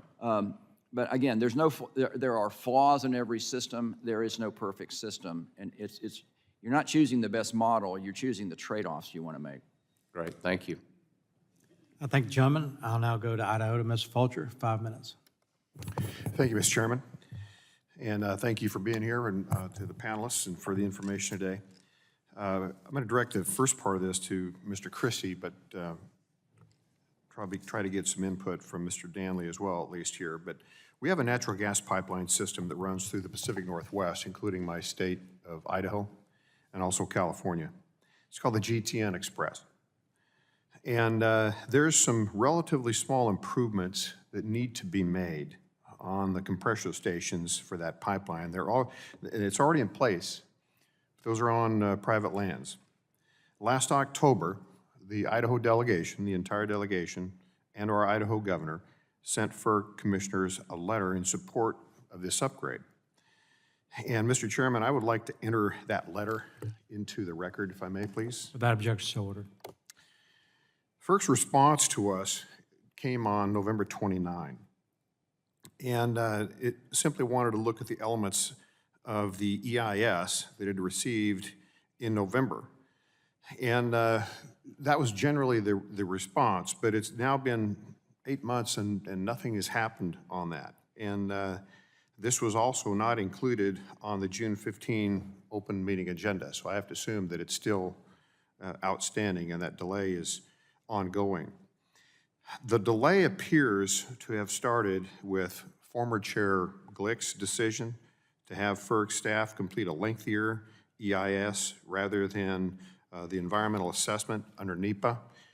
And I just need to underscore, this is not a new project. And so trying to contemplate why this would need to be done over again with a new EIS is difficult here, because there's been no significant environmental impacts. So I'd just like to ask Mr. Christie, if you could address that or bring that to bear. Why the delay on this? Are you asking the chairman or are you asking me? Mr. Christie? That's me, okay. Okay. Well, I think that's a pending proceeding, and so we can't talk about it anyway. So don't think we're allowed to nothing talk for about it. 8 months. And so, and nothing on the agenda. Well, if it's a pending proceeding, we can't talk about it. I can't answer why a letter then that let me was ask sent the to chairman. Mr. former Chairman. chairman didn't get answered. Commissioner Christie made a good point. This is a pending proceeding. You're right. We had, EIS was performed for this particular project, just talking procedurally here. So why do we was- need to do a new EIS? That was a decision that was made, By, not by me. well, you're the What I've- chairman. What I've tried to focus on is moving forward expeditiously as we can and speeding up our reviews Mr. based Chairman, upon it's been advice eight- from our, It's based eight, upon advice eight from our- months, nothing on the agenda. We will act on projects when The they're ready. level of dependence on this is very significant, and we just don't seem to be getting any kind of a response. We understand. We are working as diligently as we can. I'm very proud of the progress that we've made on projects.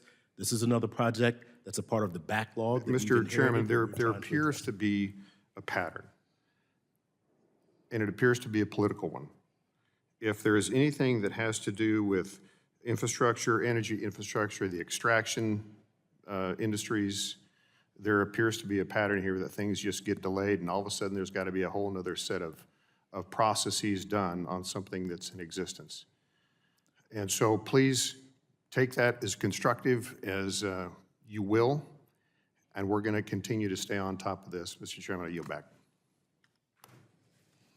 All right, the gentleman yields back. I'll go to North Dakota. Mr. Armstrong, 5 minutes. Thank you, Mr. Chairman. Commissioner Danley, FERC's 2022 draft policy statement appears to incorporate the feedback of activist groups that call for weighing end use when making certification determinations. This would seem to me to adjust FERC's economic regulatory goal to one of a regional planning entity.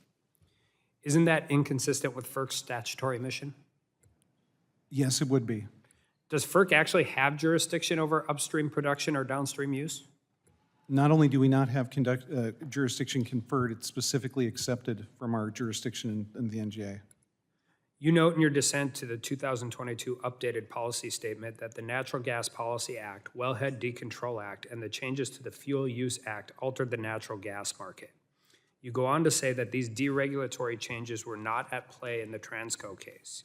Can you explain how the statutory and regulatory changes in the decades after Transco are instructive for limiting FERC's ability to consider end use? So we have two different statutes that we have in every Section 7 case. We have NEPA, which requires a review of the environmental consequences of a major federal action. Then we have the Natural Gas Act. The Natural Gas Act gives us clear jurisdiction over the actual facility, the pipeline, from beginning to end of the pipeline. And our obligation under the NGA is to ensure the orderly development of the infrastructure that gets plentiful supplies of natural gas to customers at reasonable prices. We do not have jurisdiction over the ultimate end use of the gas, nor over the production or gathering facilities. And so our NGA inquiry is cabined to the actual facility. And under NEPA, we are not obligated to consider any effects over which we don't have jurisdiction. That is a Supreme Court case, Public Citizens, unambiguous. You do not have to consider those effects that are outside your jurisdiction. And because we don't do things like licensed gathering facilities or the generators that burn the gas, we are not obligated to consider it. So when you guys are continuing, doing these, are you taking into account Supreme Court cases from other agencies that are going on at this point in time, like West Virginia versus EPA, or is anybody taking those analysis and applying it to what I would argue is a non-statutory expansion of FERC's role? I will speak for myself. You will find cases like that in my dissents when I disagree with the Commission's decisions. But ultimately, even if we don't restrain ourselves, the hope is that ultimately the courts are going to, and they'll chastise us and tell us to stay in our lane properly. I have a different viewpoint from that. My position is whether we want to or not, the Supreme Court's going to start forcing Congress to do its job, which I think would be a good thing as well. For decades, states have cooperated in the pipeline approval process by responsibly acting on the requirements in Section 401 of the Clean Water Act. But over the last 10 years, certain states seem to have abused this authority to meet political end goals outside the intent of the law. Do you think states' recent misuse of Section 401 has undermined the Natural Gas Act? Yes, and in fact, the Natural Gas Act was specifically amended to give the condemnation authority to the certificate holder because decades and decades ago, states began refusing to use their condemnation power for projects that they were opposed to. And so to create a coherent statutory universal scheme for the country, it was amended. Section 401, though, is only one of the two keys to this. The other is NEPA reform. And in the absence of reforming both of those, we still have a lot of potential litigation risk to all the Section 7s in front of us. Well, a lot of ink has been spilled all across the country about the increase in the debt ceiling last week, but one of the positive notes I think coming through that has been some of that, the initial stages to NEPA reform. And by the way, that's going to help all energy infrastructure projects, not just gas, not just coal, but one agency permitting shot clocks and time limits are going to be a really huge issue. I'm going to end with just one of these things, and this is kind of a statement from somebody who, you talk about power outages in Texas causing loss of life. I live in a different part of the country. Power outages in January in North Dakota are going to would be absolutely catastrophic. And FERC needs to make sure RTOs like MISO are significantly more accurate in their forecasts. MISO's load forecast for 2023-2024 is 92,000 megawatts. MISO's load during the winter storm Elliott in December of 2022 was 104,000 megawatts. And the low load forecasts equal less resources needed to meet power needs and ridiculously low payments for capacity because it's not needed. Meaning my traditional my baseload power sources in places like North Dakota are not rewarded for providing power to the system when it's needed. And it disincentivizes baseload units because they're not rewarded for providing the power when they have to. And at the very least, this is going to force early retirements, all of this because we're not requiring RTOs to be more realistic in how much power they need. And just yesterday, somebody really smart told me that you can provide renewable power for 360 out of 365 days a year, but you better have dispatchable power for the other 5 days. And until we figure that out, the least we could do from FERC is make sure that these estimates are actually rewarding the people providing baseload power, because the financial disincentive is going to be catastrophic to places like my home state of North Dakota. And with that, I yield back. Gentleman yields back. I now go to Mr. Pfluger from Texas. Thank you, Mr. Chairman. I appreciate the witnesses for being here. I'm very concerned about the regulatory environment that we have in this country as it relates to what my colleagues have been talking about, which is the ability to produce that reliable power when we need it. After the Supreme Court ruled in West Virginia versus the EPA began issuing rulemaking on May 11th, 2023, that would limit greenhouse gas emissions for fossil fuel-fired power plants, including both new and existing gas-fired plants and from existing coal-fired plants as part of the Clean Air Act. And the US EIA explained that of all the utility-scale electricity last year, 39.8% was generated by natural gas, 19.5% by coal, 21.5% by renewables, unreliables, and the EPA's proposal would directly basically attack 59.3% of the electricity generation. So when Secretary Granholm was in front of this committee, I asked her the question, where's this power going to come from, and how much will it take if we do the EV plan that the administration is proposing? And she said, it will double. The electricity demand will double. So, Commissioner Danley, when you think about this, how will the EPA's Clean Power Plan 2.0 impact FERC's mission to deliver affordable and reliable energy to consumers across the country?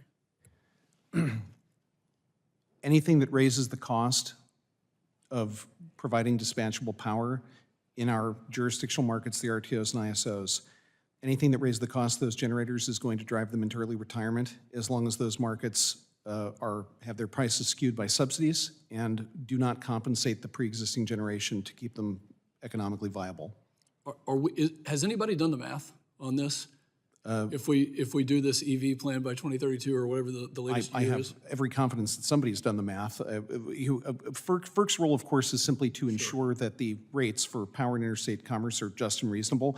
We can establish compensation mechanisms, but until we actually insulate our markets from the effects of subsidies and we compensate correctly to ensure solvency, we're going to see more premature retirements and we're going to see the reliability of the system jeopardized. Yeah, it's a national security issue. We have the resources here, and we need to use these. Commissioner Phillips, Chairman Phillips, I want to switch to some issues with our LNG export terminals.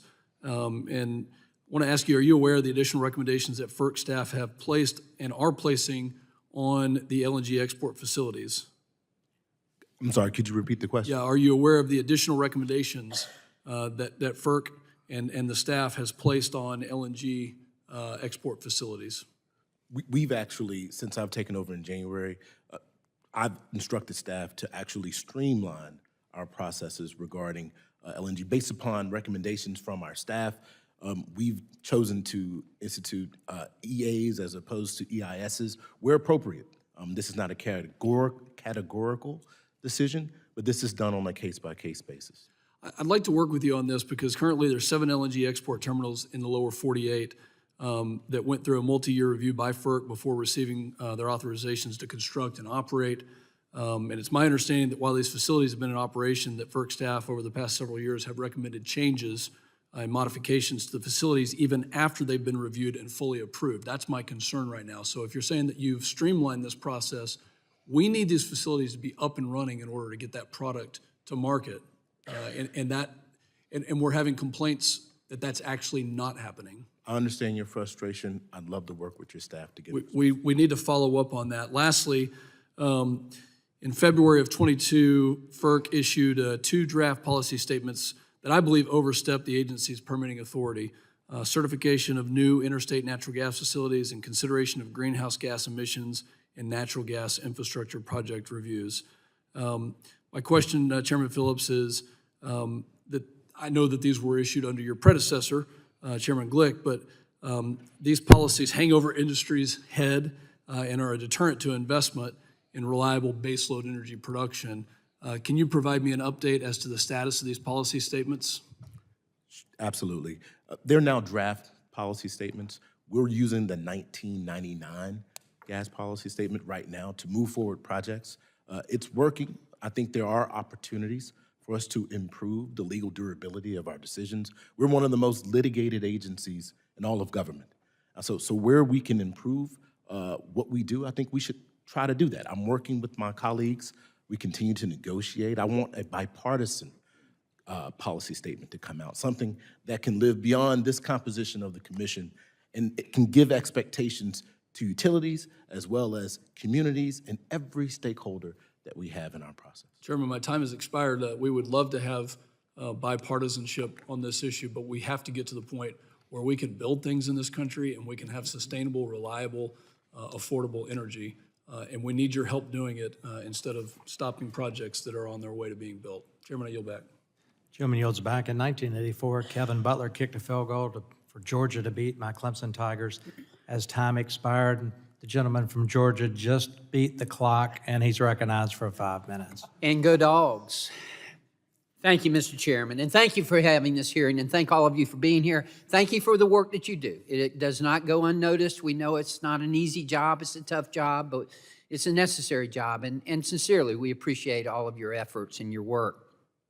We all understand how abundant and affordable energy, how important it is, and I know that I believe all of you agree with that, and I believe all of you work toward that same common goal that we have. But unfortunately, as we've seen, and particularly over the past few years, that one essential ingredient has been taken for granted, and that is the reliability. And that's certainly something that we need to make sure that we have. Many of you pointed it out, in fact, saying there's a looming reliability crisis in our electricity markets. Commissioner Danley said that. And the United States is heading for a very catastrophic situation in terms of reliability. Commissioner Christie said that. And that's what concerns me, is that, and we've talked about this before, it's almost as if it's going to take a catastrophic event in order to get our attention. And I hate to see that happen. I hope that we can do something about it before we witness that catastrophic event. And I think we would be better served, obviously we'd be better served if that did happen. Chairman Phillips, you said we face unprecedented challenges to the reliability of our nation's electric system, and I couldn't agree more. But I have to say that these issues are different across the country. Now, I live in southeast Georgia, in the southeastern United States. Georgia has been has been selected as the best state to do business in for, I think, 9 straight years now. And one of the reasons for that is because we have reliable, affordable energy. If we didn't have that, businesses wouldn't be coming to the state of Georgia. So that's one thing that we're very, very proud of, and certainly that we've worked hard on. I want to ask you, Commissioner Clements, your submitted testimony suggests that conducting studies and holding conferences to try to solve the reliability issues and other concerns in the RTO markets. Are there lessons to be learned that we can learn from the success of markets that are already providing long-term reliable and affordable energy, like in Georgia and in the Southeast region? Thank you, Congressman. As Commissioner Christie has discussed, the regions have different regulatory frameworks. There are lots of lessons to be learned from looking at both the regions that don't have RTO markets and the regions that do. In the regions that do have those markets, I think what we're seeing now, and the reason that prices have stayed low in capacity markets and PJM, is that they're talking about resource adequacy. That's how much steel do we have in the ground. The troubles we're facing right now in the winters across the country is an energy adequacy problem. The problem is none of these resource types were designed to withstand freezing cold temperatures for 8 days at a time. And so they all failed. All types of resources had trouble. So did the production of gas. So did the transport of gas. So what we have to do is say, okay, how do we evolve these market rules? They're not static. They're not stuck. They're not an end to themselves. What we need to do is evolve them so that on a going forward basis, the markets are sending signals that generators fix these problems, that they produce the kind of resources we need, and that they're able to perform in times of shortage, such as extreme weather. Okay, well, thank you for that. Now I want to shift kind of a little bit here and talk more about natural gas, because natural gas is a big part of what we do in the state of Georgia. We don't generate energy in the state of Georgia, with the exception of, and I'm sure my colleague, my delegation colleague mentioned the fact that we just have 2 nuclear reactors who started up in the state of Georgia, which we're very proud of and worked hard on that. But we don't really generate a lot of electricity, so we depend on natural gas, and particularly on pipelines. We don't have enough pipelines, and we all understand that. Commissioner Christie, you've said that the U.S. is already not building enough pipelines to transport a sufficient amount of gas to maintain steady and reliable supply of energy. What's FERC doing to ensure that we've got adequate pipeline capacity to meet demands? Well, what FERC's doing is when applications are filed with us, of course, we're going to act on those applications. The problem is, I think last year or the year before, we hit the lowest number of new constructed pipelines in like the last 30, 40 years. Is there a reason for that? I mean, are they being denied and they're just not applying? FERC is approving pipelines in due course as they come into us. I think the numbers drop, but a lot of the pipelines that FERC approves, they end up being appealed. Every single one is challenged. Every single gas facility, greenfield pipeline, brownfield pipeline where you're replacing an existing pipeline with an updated, better engineered pipeline, compressor stations, you name it, they're being challenged in this national legal campaign, which is deliberately trying to drive up the cost of even starting a pipeline or any kind of facility, in the hope that, well, if you raise the cost through litigation, eventually they'll just go away and stop and no one will invest in them. And that's what's happening. And we're not getting nearly enough of the capacity we're going to have. Gas is the backup fuel of choice.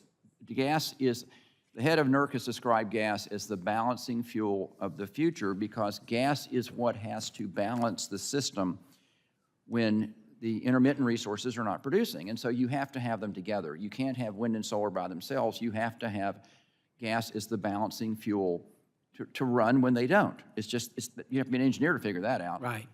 But we're not building the pipeline capacity to serve those gas generating units that are critically important to balance the system. Again, the system has to be balanced every second of every minute of every hour of every day. And I'm way over time, but I appreciate your response. And again, thank all of you for the work that you do. It does not go unnoticed.